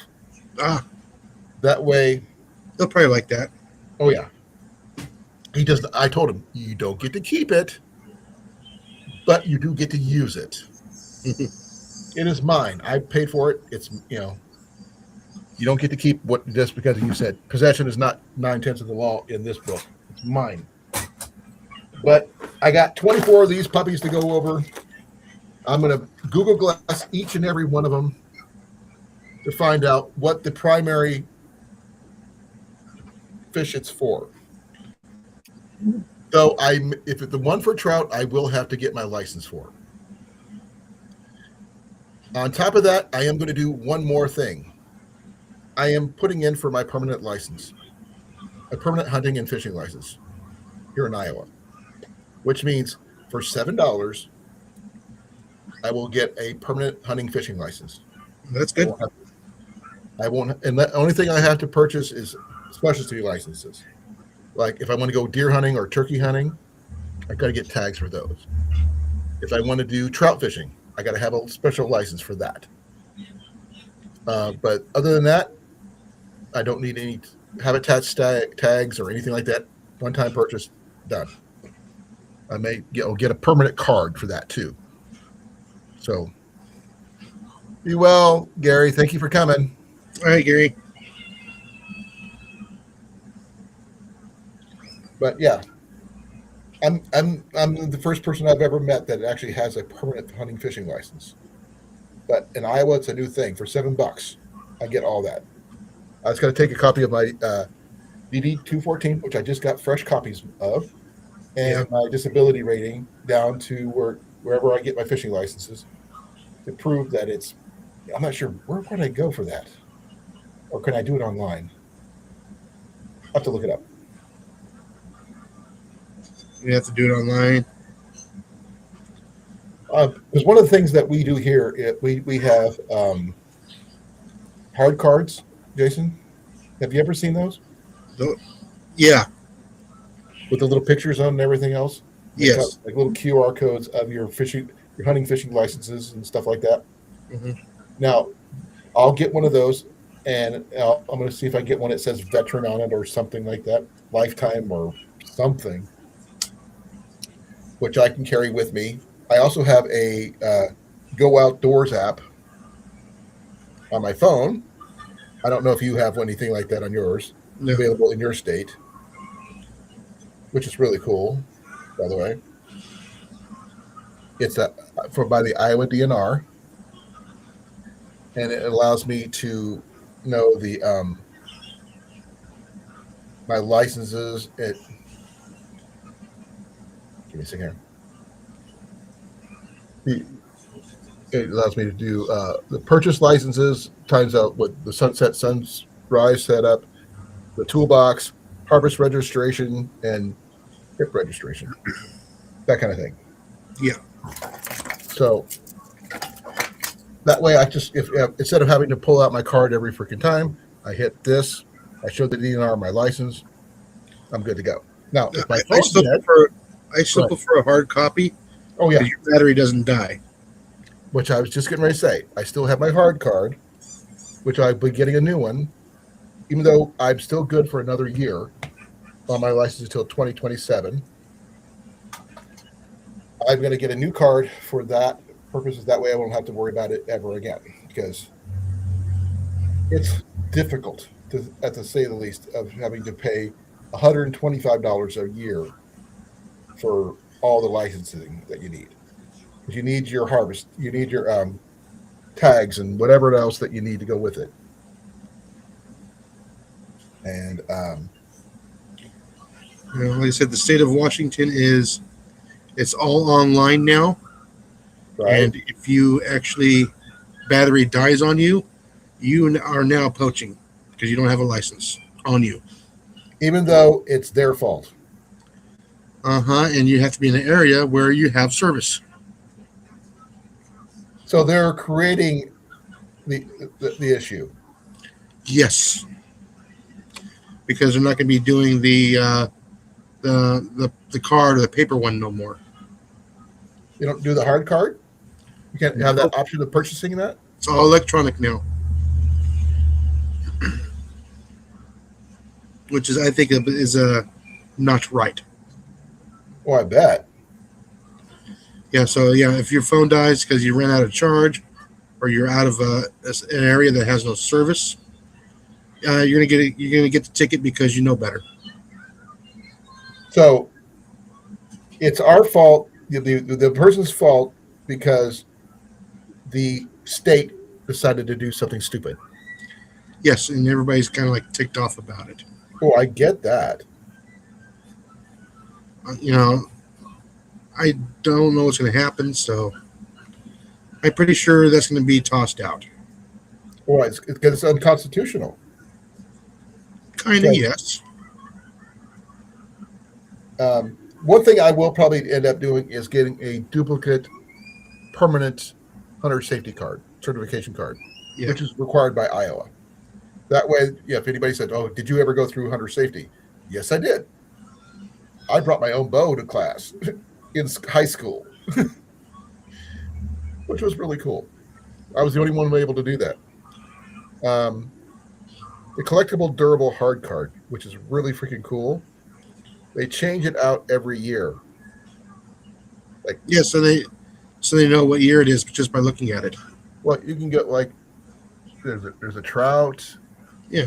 butterfly, a sunset with a shotgun, if you really want to go that route, or a deer. And it's got your name and your what licenses that you have and everything else. I can't do my permanent license on here. I have to go down in person to show my documents. Yeah. And when I do that, that's going to be cool because. But I got the Angler's 3-year special. I'm good through the first of next year. So, but right now it is getting to the tail end of turkey season. If it's not already over, Yeah, the spring season has already started. Like what 2 weeks ago, right? and there's probably another 1 to 2 weeks left.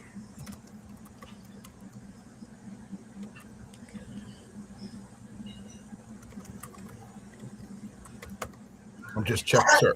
If I freeze, I apologize. I'm looking up this one here, figure out where do I need to go for this one here for my lifetime combo license.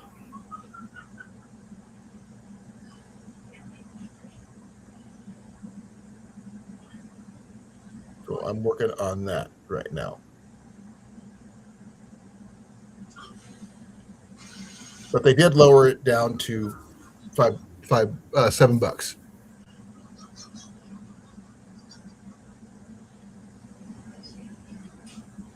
Yeah, some states are actually raising their licenses. Well, this is for veterans though, so Oh, okay. this is a veteran only thing. They do take care of their veterans here, which I really appreciate.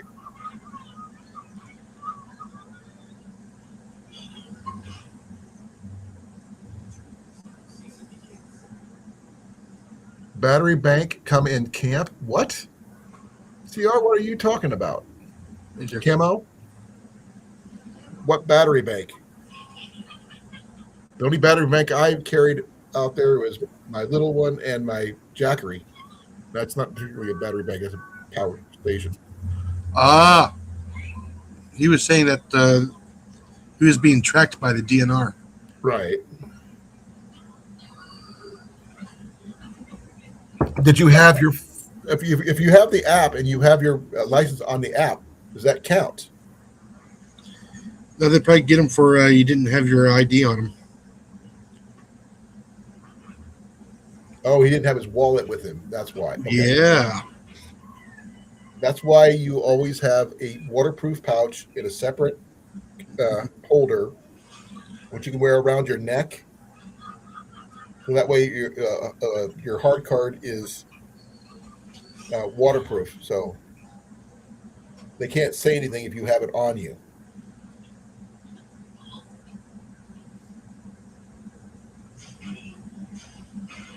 And technically, if you have your VA, your veterans ID, it counts too, especially for a permanent hunting fishing license. As long as you're not doing any, if you're like in a place where you can catch fish that you require you to have a specialty license, like a trout license. Um, I'm not sure if that is possible for where you're at, Jason. Yeah. 'Cause I know I, you, I know Texas has got a lot of different types of fish there that I don't get here. yeah. I prefer to have a good hard copy. I like that. Yeah. I like the actual hard card compared to the paper copy any Yeah. day because it's more waterproof and it's Well, just basically a plastic card with your information on it and a yeah. QR code. But the thing is, with the hard card, it has that magnetic strip on there, and it has your information on there and what you paid for, and what you did not. Right. You can always run back to the vehicle, and they can swipe it just like your ID. Yep. But the thing is, if they need to prove that you are who you say you are, as long as you show that you have it, they can't really say anything as long as you're current.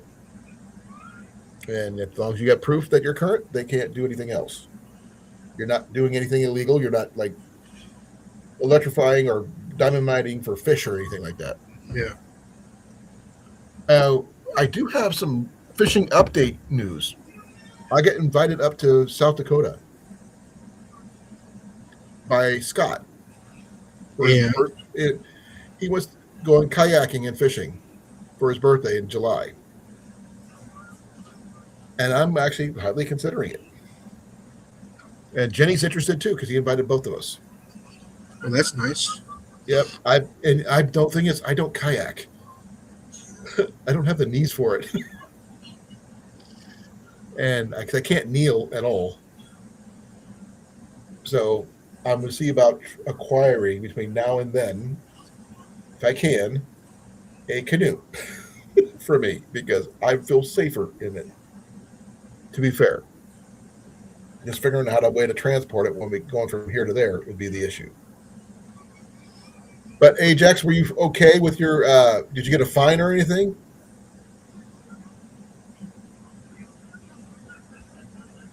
And by the way, Jason, did anybody fish while guys were down there or not? No, You got at your it was gathering it was it was really difficult to fish because the water was so low. that low, huh? I mean, you would have had to climb out of an embankment for about 15 feet in some spots. That happens a lot here too. It is very, very steep. Yeah, I can understand that too. And the four-legged reptiles there can outrun you going up that hill. Are the ones with the big teeth? Yes. I don't want to deal with the big teeth reptiles, not without a bow or a firearm.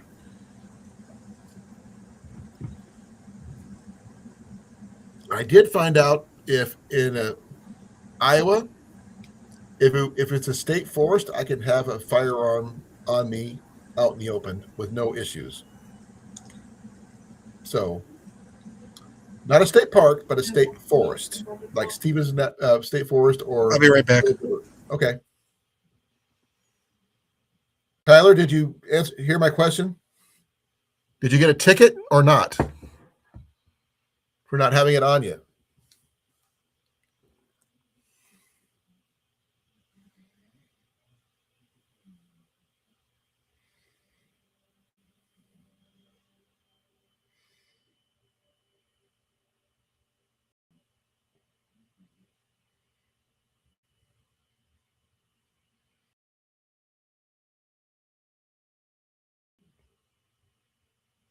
Sorry, answering a question.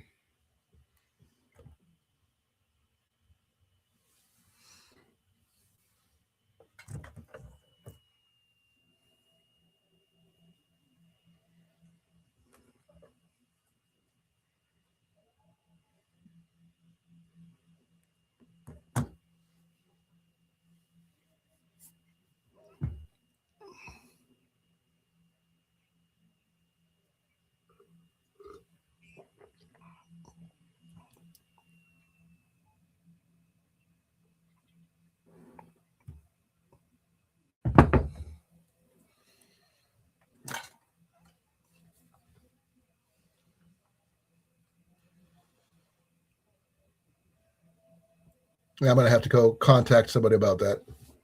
So, about the permanent hunting fishing license part. I'm looking right here, by the way. Disabled veterans and stuff like that, which says I am one. Nothing wrong with snowmelt. Now, that's better. At least you have water there, CR. It did rain here this morning, but our temperatures haven't been really drastic or anything right now. Because right now we're running about 56 degrees. Not super cold or anything like that. I just hope that the low is not. I may have to bring my tomato plants in.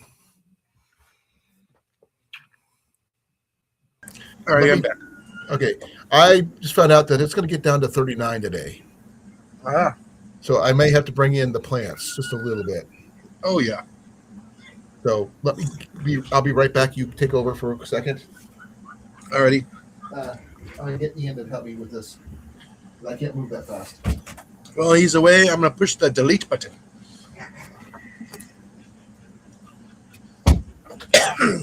So, CR, are you going to participate in the 5-gallon bucket challenge?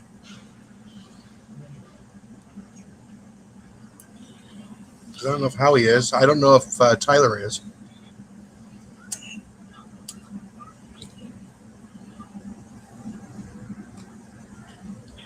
Let me check something here real quick.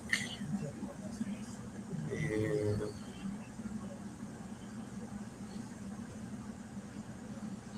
ooh, I made it to 20 people watched my video today. Thank you, everybody who have watched that. You're welcome. I know some people are probably not watching it all the way either. How much did all the way? I know some people don't, but yeah, that means they probably missed out on some of the information I was giving.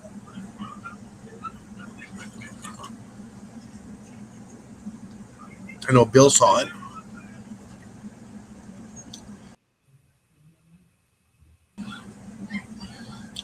CR's gonna watch it after. Yeah, it's a little bit long for a planting seed video, but I start almost from scratch, of combining everything and putting it all together. I did edit some stuff out so I can shorten the video.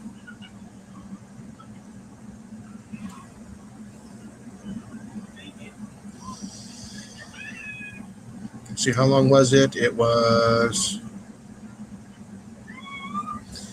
almost 18 minutes. So, yeah, 18 minutes. It's quite a long video for me. I'm trying to keep, my time down so people watch the whole thing. However, sometimes you can't help it. Oh, you mean to talk about the bonus plant?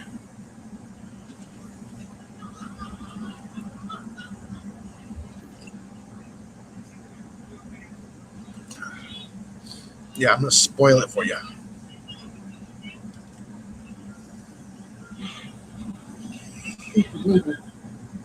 Yeah, so CR, you need to do the bucket challenge too.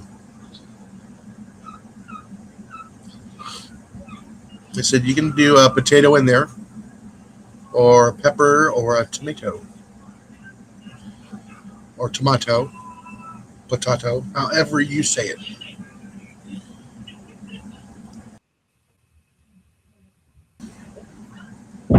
Uh-oh.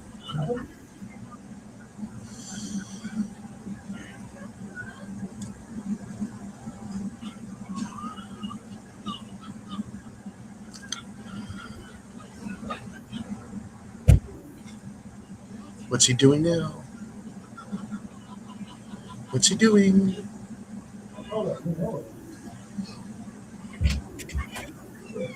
Okay. Okay, Jason. Did you kill it? The potato have been brought inside for safety reasons. Yes. Of course, I don't like anything below 50 a whole lot. Nope, it's down to 53, so I figured better safe than sorry. I will water them in the morning and put them back out. Kind of remind. Then water them. Hold it. It'll be lighter.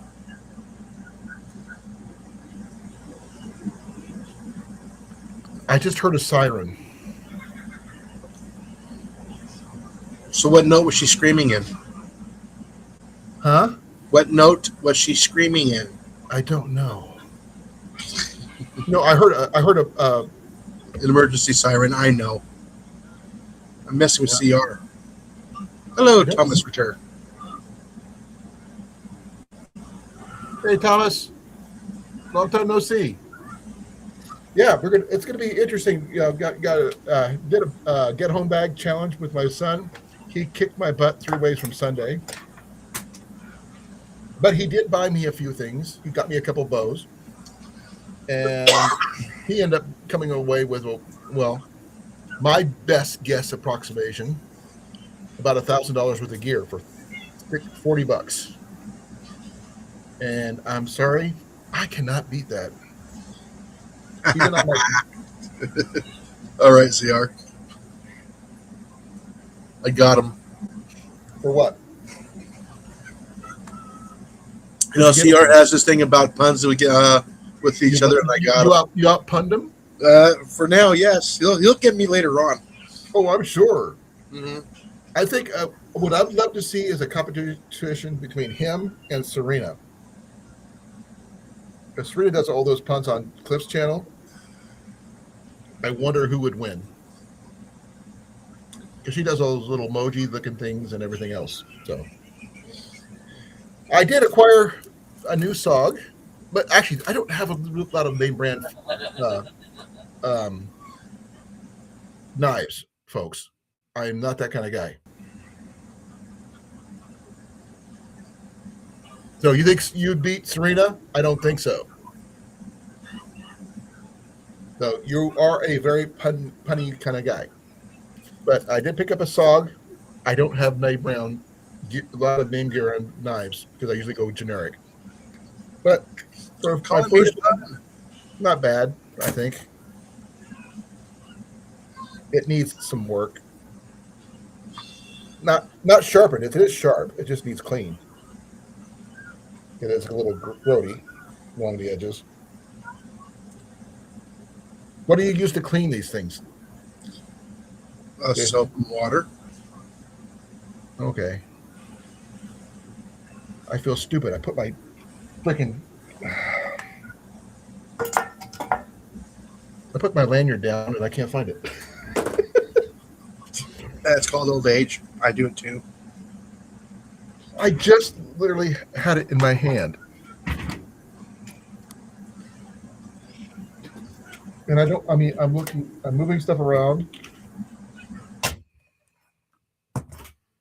Yeah, you're moving stuff around. You probably covered it. No, I picked up my phone. It's not there. I moved up the ammo. Oh, there it is. Okay. The clutter on my desk is just amazing. You gonna answer Thomas's question? Oh! I hear Simon screaming too. So maybe I heard it on yours, not mine. No, that's the first one I've heard in the last past few days, which is actually kind of good. Okay, I am going to be. I have a American Arms Silver 2 right now, and apparently it's worth between $700 and $900. I am going to take it over to Brownell's later, probably this Saturday, and with my chokes and everything else, after I make sure it's clean and everything, and use it as trade for a Mossberg 500 combo and possibly a Smith & Wesson 40 caliber pistol with holster and a sling for the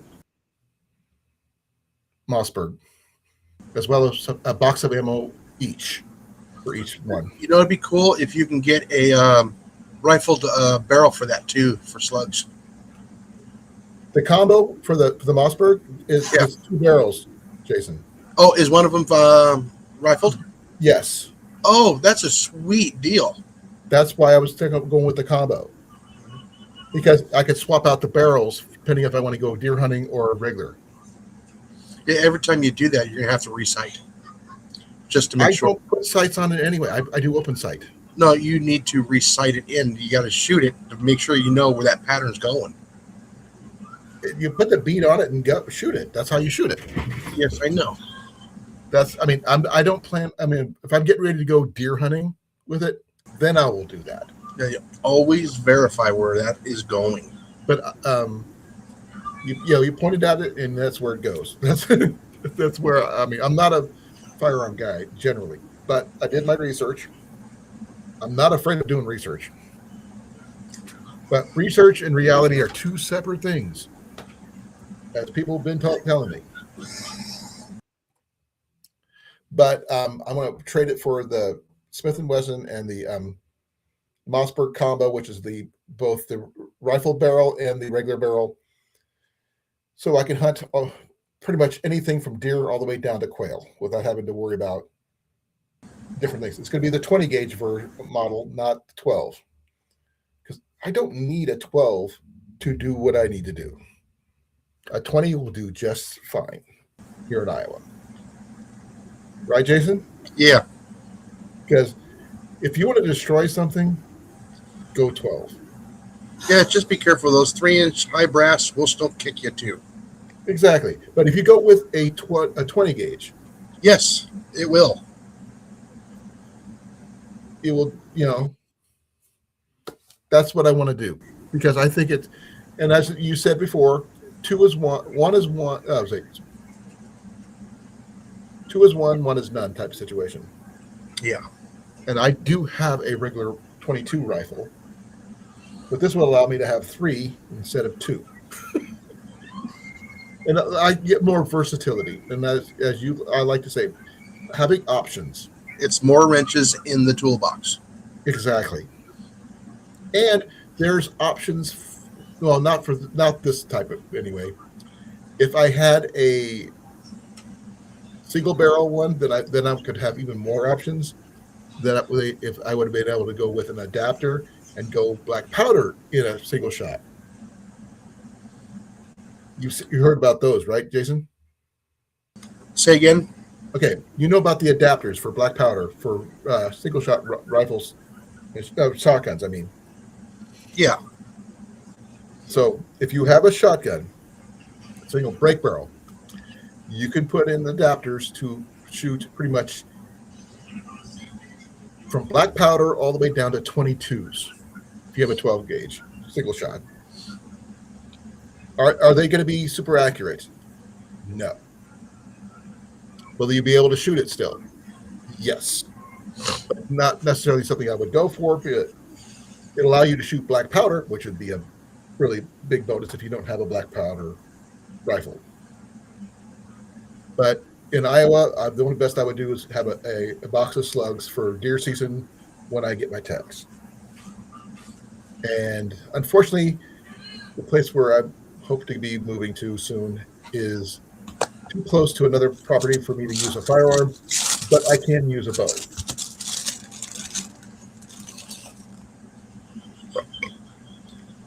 And I would love to go hunting with you sometime in the future, Jason. Mhm.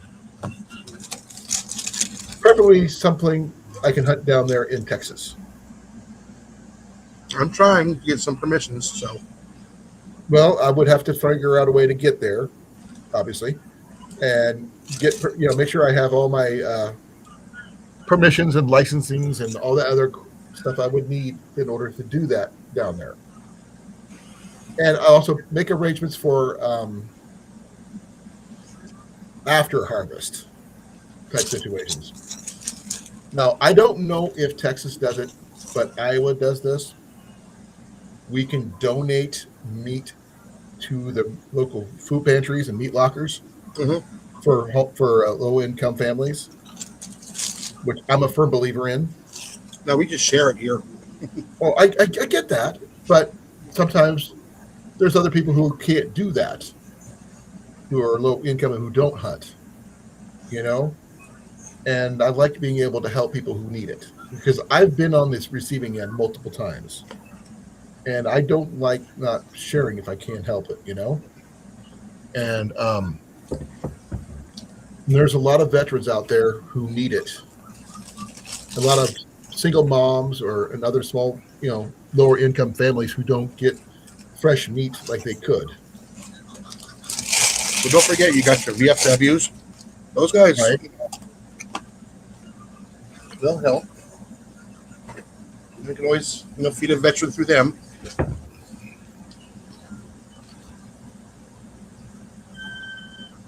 I'm trying to figure out what he just posted.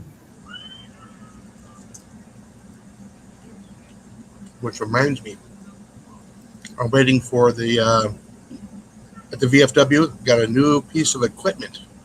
What do they get, Jason? A new grill? No, crawfish boiler. Okay. Not the pot with the burner. We're talking about the big box one. It's got I the don't know lid. what you're talking about. Oh, hold on. I'm gonna have to find it. Hold on. Give me a few moments. Give me a second, post. I'm here, but give me a moment. I gotta do something.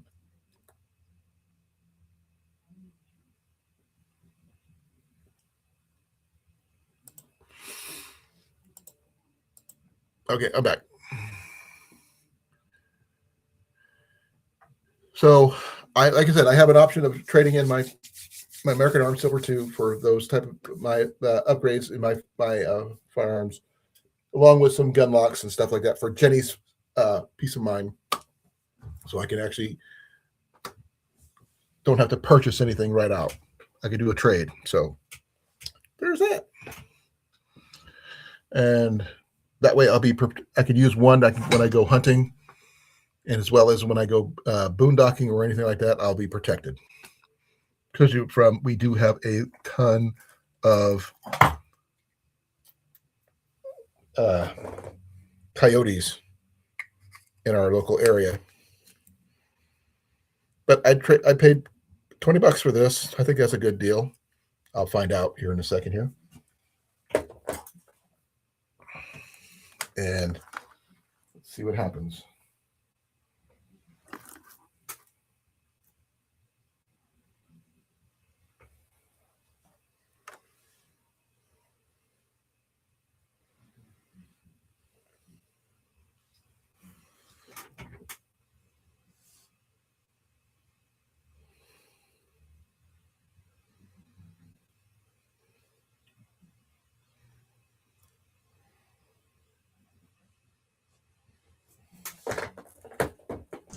Alrighty, let's get this shared. Welcome back.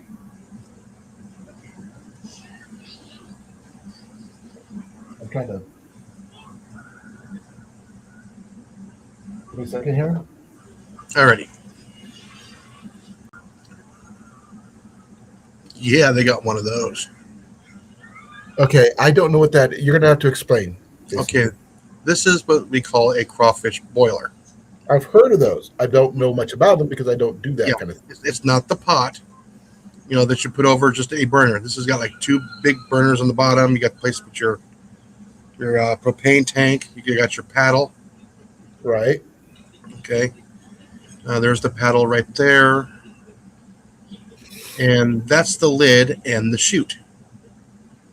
Okay. Okay, you can use it as a table. Or you can tilt it down at an angle. And then this whole thing here is on a hinge. Right. So you can hinge it over it's like a big giant colander. Right. And then dump it all that onto the tray. And you can serve it that way. I've never really had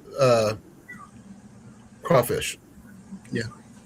It's just like a little lobster. It's just a little bit sweeter. Never had lobster. But I've never had the lobster. And they're a lot smaller. I've never had them. Yeah.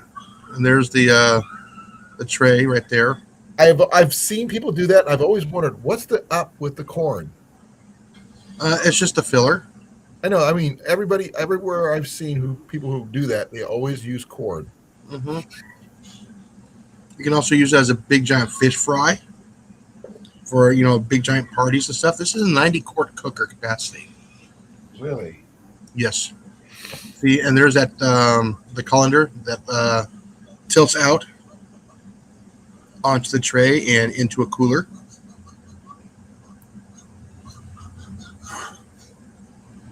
And the stainless steel paddle. How much does that usually run? Right there. It's not bad. Mm-hmm. Yeah, they got the last year's model, the very, very last one, the floor model, for a nice discount. And if you see there, you can drain it.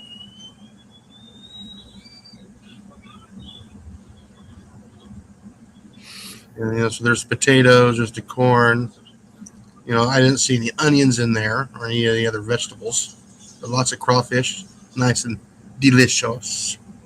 Well, like I said, when I watch things on TV where people are doing that, I've always seen corn. Yeah. Like you probably got like a couple thousand crawfish there. Oh yeah, you got the crawfish farms, everything. Oh yeah, look at the BTUs on that thing. 135,000 BTUs, and it will use up that propane quickly. Now, on average, they go through like a 5-gallon bottle every time, or no? No, that's the funny thing. Once you start getting your broth going, and you just reuse that broth again. Okay. And it gets, and the more spices you add in there, the hotter it gets. I don't do spice that much. Yeah. You know that. Yeah, it's a spicy thing. But It's one spicy meatball type of situation. That's one spicy crawfish. Now, can you? Okay, since it is a crawfish boiler, mm-hmm. Can you use this thing for anything else? You can put oil in there, and you can fryer. You can use it as a fryer. Okay, that's what I was wondering. I mean, like I keep on saying, I like versatility. Yes. And versatility is key for everything. Yeah. I mean, yeah, they got all kinds of stuff here on our website. Okay. Yeah, they actually have a larger one, believe it or not. So, yeah, I'm going to go ahead and exit out of that. Get back over here. Caught back up here. Thank you for showing us that. I really appreciate it. Now, how's your fruit trees going? My what? Your fruit trees. Oh, yeah, they're getting some nice growth on them. Be well, CR. Thank you for coming, brother. All right, later.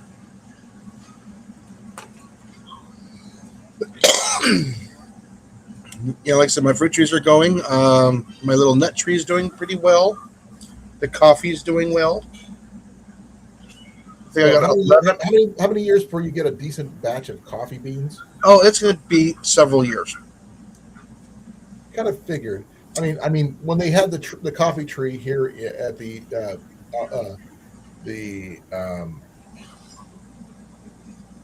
Arboretum in Des Moines, the big one, that was a tree. I mean, literally freaking huge tree. Oh yeah. But apparently something happened to it and it died, so they had to remove it. And that thing had been there for like 20 some years, and they had coffee beans almost every year, like by the thousands of beans. Yeah, like I said, believe it or not, the coffee bean does not go very far. No. That's you think that oh, look at the size of that fruit, that's gonna be a big old giant bean. Nope. It's little tiny. Now the fruit themselves are like that big. Yeah, and they're beautiful. They're not very big. And then the coffee bean is a little smaller than that. And then you've got to roast it, then you got to grind it, then all this other stuff. And there's like so many other options. But the fact that they were growing coffee in Iowa in a controlled environment.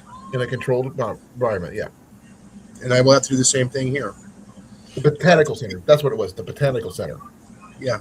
And they still have like they that. Remember, I told you if the world ended, I wanted to take over the Botanical Center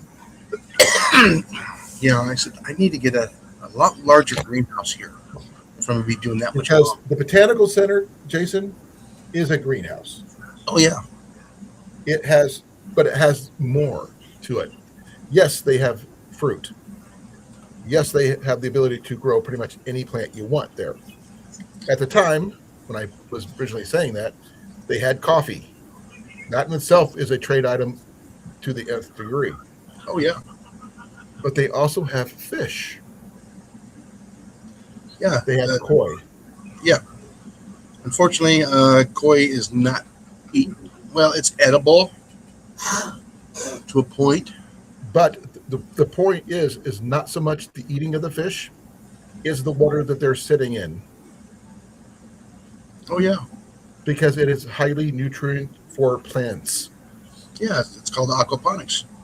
Exactly. Or you could take some of the water and use it to water your plants. And it's highly got a lot of nutrients for your plants. Correct? Mm-hmm. So that's the cool point about all this, you know? Yeah, I would love to get a 600 square foot greenhouse with a 12-foot ceiling in there. I was watching an episode of Homestead Rescue, and you've seen those closet huts, those tin closet huts things. Yeah, the the high tunnels. They call them closet huts. Yeah. Whatever. They actually took one of those and removed one. They rotated it obviously, and removed one section of the roof and replaced it with translucent panels Yes. and made it into a greenhouse. And you wouldn't believe where they did it. Alaska. No, Iowa. Iowa. And the fact that they came to Iowa, I've always wondered if they would ever do a rescue here in Iowa, but they came to Iowa. I was actually kind of cool, You know. Yeah, I was actually thinking about getting a carport frame and actually turning that into a greenhouse. What would you skin it in? The translucent panels. The fiberglass translucent panels. Yeah, the poly. It looks like corrugated tin, but it's not. Yes. But it's translucent fiberglass. Mm-hmm. I think that makes sense. As long as you have it the frame orientated where you need it to first, Oh yeah. and then you could have it.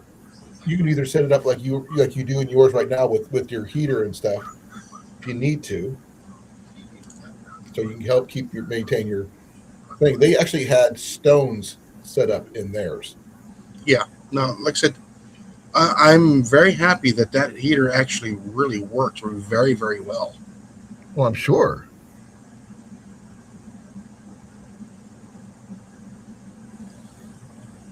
Well, the one thing I'm gonna really like is back when I get my stuff permanent place. We're gonna do raised beds at the new place when we get a chance, because while plowing, getting a tiller and tilling a whole bunch of ground up is nice and everything, it does create a lot of mud. At least in Iowa, anyway. Mm-hmm. And I'd rather not have to do that when I could just put in some planter boxes and go that route.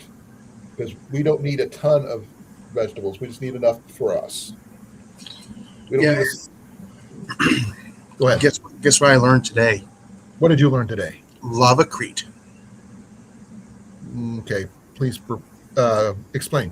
Instead of using stone and stuff and and all the other stuff to make a concrete. You can make a Right. lavacrete, which has a better R value, Right. and you don't need a whole lot of cement to mix it in. It's a lot lighter, a little bit more porous, allows it to breathe, I have heard and that it's lava lighter. ash makes really good concrete. Yes. I think the Romans used it. Yeah, I watched a Tiny Shiny Homes last past few weeks. Have been Right. building a building out of it, Really? like a utility room for their earth bag house. How did that go? They're almost finished. No, I mean, how's it holding up that kind of thing? I don't know. They're still building it. I mean, I've heard of quickcrete and stuff like that, so it's probably something along that route. Mhm. Okay, but I do know that lava crete is renewable. Is what? Renewable. It renews itself. I'm not sure about that, but yeah. But what they said, they use a vertical paddle to mix it because the side paddles can't handle it. Paddle cannot handle it. Well, They I just mean, mixed in 5 gallon buckets of the volcanic rock that's crushed real small. right. Put it into the hopper. Then they add a bucket of water and 1 bag of Portland cement. So basically, they're making lava crete. Yeah, and it doesn't slump. That's the cool thing I learned. Well, I mean, according to my research and history reports that I read, there's still some roads made by the Romans that basically self-repair Mhm. because they were made with lava ash. Yeah. Because they when they break down, they just basically pack back down and reharden. Yeah. Every time they break up, they pack down, then they reharden and start. It's a self-replicating pattern, which is pretty cool if you think about it. But we don't have a lot of volcanic ash in Iowa, on the average. Yeah, not like you do on the West Coast. No, or up in northwestern United States, like Washington State, or even Alaska and Hawaii. Yeah. So it does make sense if you could harvest some of that and use it for what's making something self-repairing in a abstract kind of situation. So, how many vegetables do you think you'll be getting this year, Jason? I have no idea. All I know is that as of Not including not Saturday not- night, Saturday, Yeah. I counted 78 tomatoes that I can actually see and count. Okay. I have one bloom of my tomato plant that I can see right currently. Mhm. Uh, I did see buds on the clone, Mhm. and that's going to be remains to be seen how that turns out because it is going to be huge when it gets to be more starts to fill out more and adapts to the pot that it's in. What is Oh. your plans with all those tomatoes? You're going to can them, you're going to eat them, you're going to sell Um, them, we'll probably end up canning a lot of them, making sauces and canning it. right? I will You're probably going to have make my your first own harvest tomorrow. Pest Hunter salsa, I don't know yet. Pest Mike. Hunter spaghetti sauce, No, there's too many people out there making spaghetti sauces. but not a I pest would have to go through the USDA, be certified, everything else. I'm not going to do that. This is just be for family stuff. But yeah, it looks like I might get my first harvest maybe tomorrow. That's cool. I'm nowhere near that, but you're also had a much earlier start date than I did because of my. Oh yeah, I got a big jump on the season now that I got it figured out. You also have a greenhouse, which I don't. Yes. I do have a minor skinny little thing, but it's not considered. I don't think my plants would fit in it because they're too tall. Oh, believe it or not, the greenhouse is a big help. Oh, I'm sure it is. Yeah, and The other problem with Iowa because we get heavy snowfalls. Yeah. And I don't think we could handle a soft greenhouse roof type that's skinned instead of actual panels. yeah, it would collapse under the weight of snow. Well, you got to remember, as long as it's warmer on the inside by 20 degrees, it will melt off fairly rapidly. The only problem is it doesn't take much in Iowa because we get down into the sub-zero Yeah, easy here, and where that 20-degree doesn't matter. yeah, It well, freezes faster than it can melt. yeah. And when it starts to build up along the side and everything starts getting closed off where there's no heat being generated by the sun, unless you have an internal heat source, you're screwed. What's weird is I've never had this many tomatoes, not even when I was in Arizona. Which type, or do you have a mixture? It's all homestead tomatoes. So there's no brand of tomatoes. Just Oh no, it's burpee. that's. I mean, big boy, beefsteak. What? No, homestead. I'm not familiar with those. Yeah, it's in between the beefsteak and the Romas for size wise. Okay. So are you going to try to make like spaghetti sauces for yourself then? Oh yeah, we're gonna make spaghetti sauces for ourselves. I might even do a couple of small jars of little what a half pints Right. spaghetti sauce, or not spaghetti sauce, tomato paste or tomato sauce. Do a couple of those so that we can make Baron sandwiches or small pizzas. That would be interesting. Mm-hmm. Oh, what about barbecue sauces too? I could do that too. I think you can use tomatoes in barbecue It, sauce. it, Right? it takes time to do barbecue sauces. It's not something you can just quickly get done. And those are basically you want to do at the time. You use it as you make it. Well, I mean, I'm asking you use tomatoes in barbecue sauce, right? Yes, ketchup is one of the basic things in there. Okay. I do have a basic ketchup recipe in my Back to Basics book.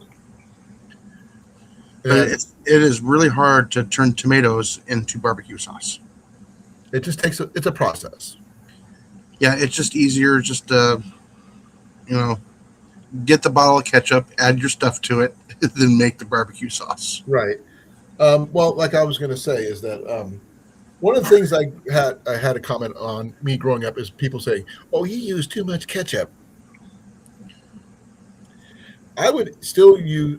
I would, if I didn't have ketchup and it had the vinegar that goes into ketchup to put on my food, I would use the vinegar because that's the taste that you taste in Mm-hmm. ketchup. And I Ketchup think is very acidic. It's white vinegar, I think. In it. I'm not sure. Like I said, I've never made ketchup before.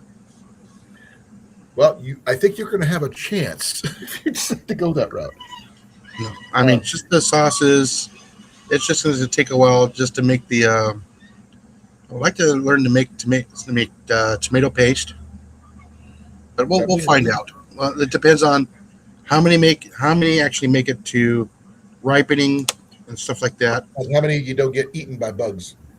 Yeah, or the vermin. Yep. I would make one request: make yourself a BLT at the very least.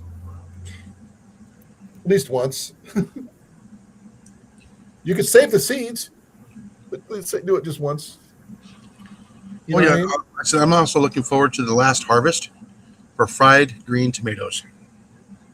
I've seen. I mean, the only thing I know about that one is the movie. I don't know anything about anything. I'm just doing some research while I was waiting for you to come back, and I was looking up the McCulloch generators and stuff like that. Yeah. Well, I'm kicking myself for not picking it up. But the problem is, I mean, my main issue is, yes, I could purchase it, but where the hell do I put it? Currently, I have no building to put it in to secure it. Well, like I said, just always drain it. Then you can bag it. You can have it inside the house. Bagged up, and when you need it, It's not a portable one. It's not one of those kind. It's literally about 3 or 4 feet wide. Yeah, that's a good size by one. about 3.5 feet long. How many watts was it? Uh, I don't- I didn't. I can't. I didn't really see right off the top of the head, but it was like one of the better. The guy used to use it as he run it for in his house as an emergency backup generator So until he possibly a got. 50 watt, or it's gonna be He 50 used to amp. run his refrigerators and freezers and stuff easily. Yeah. Okay, so anywhere between 30 and 50.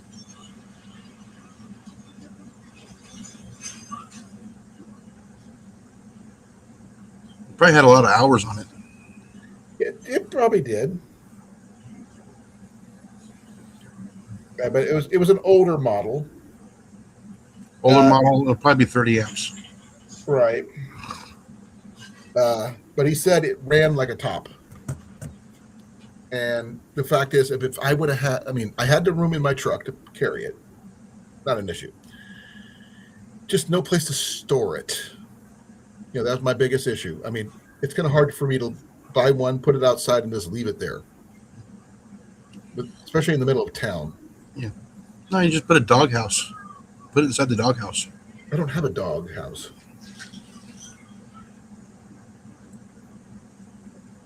I don't like leaving stuff outside as it is. Again, it's disguised as a doghouse. True, but then again, I don't even have. Then my landlord is going, go to dance. What do you have a dog house? You're not allowed to have a dog. You said I had a dog. You're only authorized 2 cats. But No, but it's you show him what it is, and you'll understand. oh yeah, that's one thing I plan on doing is a lot of those things can go into dual fuels modes and stuff like that with the adapters. And I plan on when we get approval for this place, finding a way to upgrade our propane tank to a 500 or 750 gallon one, and moving the little teeny 250 one to the side of the shed where we can use it for powering an emergency generator for winter time or when the power goes out. Yeah. Which Yeah. you can understand for safety reasons. When you're living in an unincorporated area like that house is at, it's a high probability that power is going to go out. Yeah, along with the propane, there is a disadvantage between that and gasoline. Propane doesn't deteriorate as fast as gasoline. No, the disadvantage is there's no bang for the buck like gasoline. You're going to lose 25% of your power to generate. But it's not meant to be a long-term solution. It's a short-term solution only. Now, but the propane is also a lot drier than gasoline, and it can wear out the engine sooner. True, but that's why you have an oiler for that. There's a part particularly for that, for drying out the things. They talk about that. I've done the Champion dual fuel ones. I've been researching. Yeah, the center switch and everything. They talk about that particular thing. They actually have an oiler that they need to keep. It volatilizes it and it sucks it in through the intake, and it helps lubricate the engine. Exactly. That's a part of the whole maintenance system, which you got to do on the regular anyway. But the fact is that having a backup generator with that propane powered with 250 gallons of propane as a backup is peace of mind, especially in Iowa, especially in winter or hurricane season. We don't have hurricane season. We have tornado season. Yeah, no, we got hurricane season coming up soon. No, but I mean, the fact is that it's because it's where it's located at, the high probability of down lines and such. I'd rather have it than not need it than need it than not have it. Yeah, like I said, if you're in more of a rural area, you're going to need it because they're going to get the power up in the city before they work in the rural areas. Exactly. It's all a number. It's a numbers. Exactly. And if I plan on adding solar panels to the roof and a small wind turbine, but not the kind that people normally see in Iowa. If anybody's been through Iowa, you've seen those giant freaking wind turbines. If you've been through Texas, you can see you've seen them. But the ones that Jenny and I want to get is the ones that go the other direction, sideways. The sideways ones are the ones that just sit there and just spin like this. And they're omnidirectional, so you don't have to worry about which direction the wind is going. And they don't generate a ton of power, but they do constant power when the wind is blowing. All you need is a decent set of battery banks to store it when you're not using it. Now, another thing you can also do is if you get a carport, put your solar panels on the carport, not the house. Well, we don't have a carport. We don't have a lot of space for a carport without getting into our garden area. Yeah. And that also gets close to crossing over to our neighbor's yard, which we don't want to do either. Well, like I said, for me, I don't like having holes put in the roof of my house. No. You can't set. There's brackets you can do that sit on top of your house. Yes, I know, but still, it's still input for water. Yeah, I would have it professionally installed. There's a veteran not too far from here that does that kind of work and gives discounts to veterans. And the VA has a plant. What's the word for it? Not a plan. Program for that. Help pay for stuff like that, like $5,000 type of deal towards getting panels up. They don't have to be like a super big panels or anything, but something that'll help keep things. You can always add more. Right. But this one's just a basic one to keep things flowing. I mean, keep your water pipes from freezing. That's a big number one for having the generator. Two, being able to keep your heat on. Just because you have solar panels and stuff like that doesn't mean it's going to be able to run your furnace. Well, you still need electricity to run your furnace. Huh? You still need electricity to run your furnace. Exactly. Though I do know more than a few people who have trailers out in that area have wood burning stoves installed. Yeah. Which I did ask Jenny if we were able to do that. She would be opposed. She said no.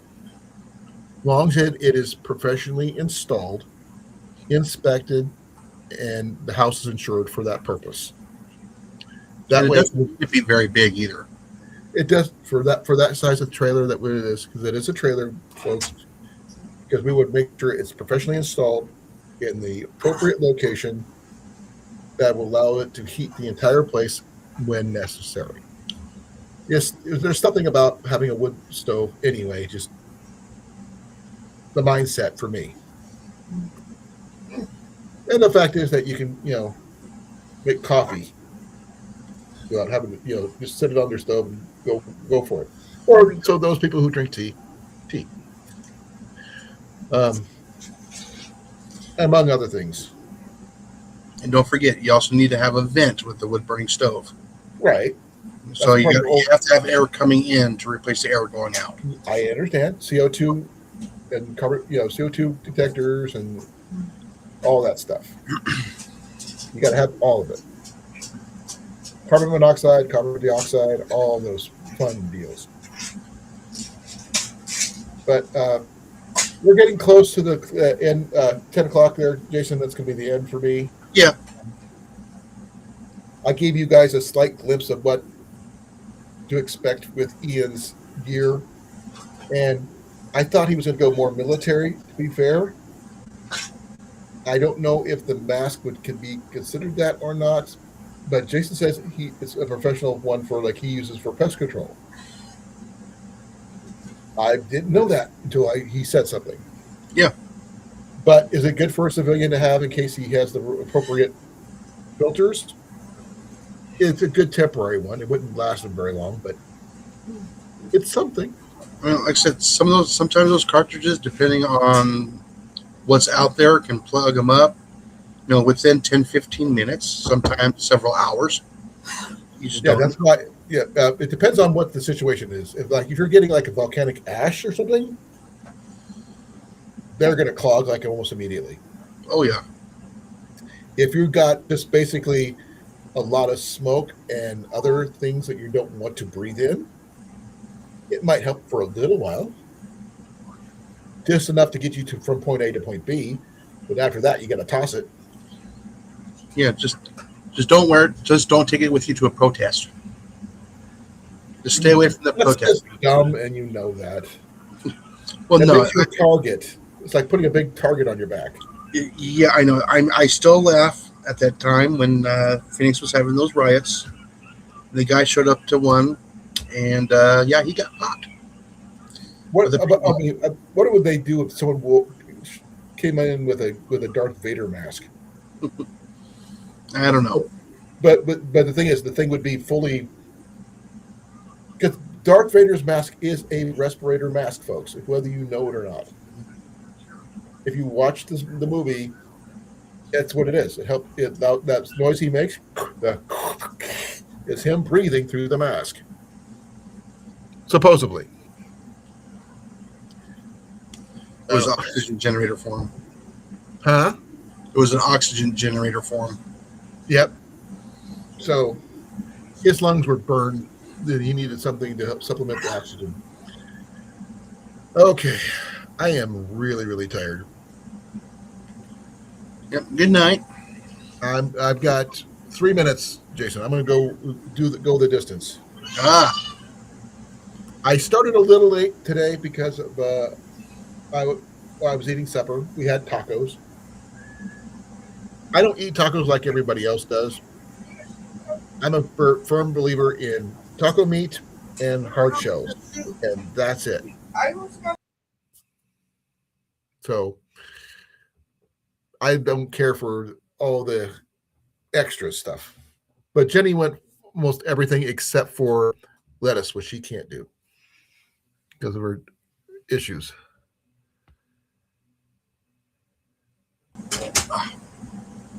sorry, interruption. That's fine. Um, I will be doing a poll on, or at least a questionnaire about on Thursday of which of the items people think would be the most coolest to have, or I got the most value out of. Ian got the most value out of his $30. I don't know what the pack is. To be fair, it is not American. It's all I know.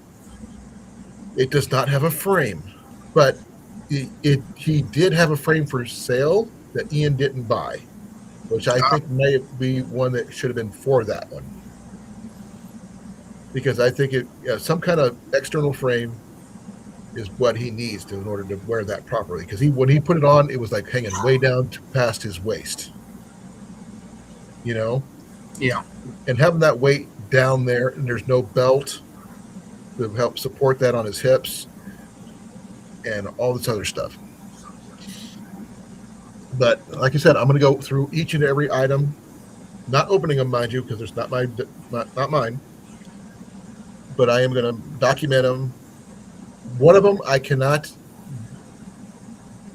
read what it says because it's not in English. But some of the items are, some of them aren't. That being said, we have 1 minute to go. And I will be, it is now 10 o'clock. I guess less than a minute. Thank you all for coming. I really appreciate you coming. Jason, Molly, thank you both for coming. I really appreciate you being here. I got Doug. I have Gary, CR, Thomas.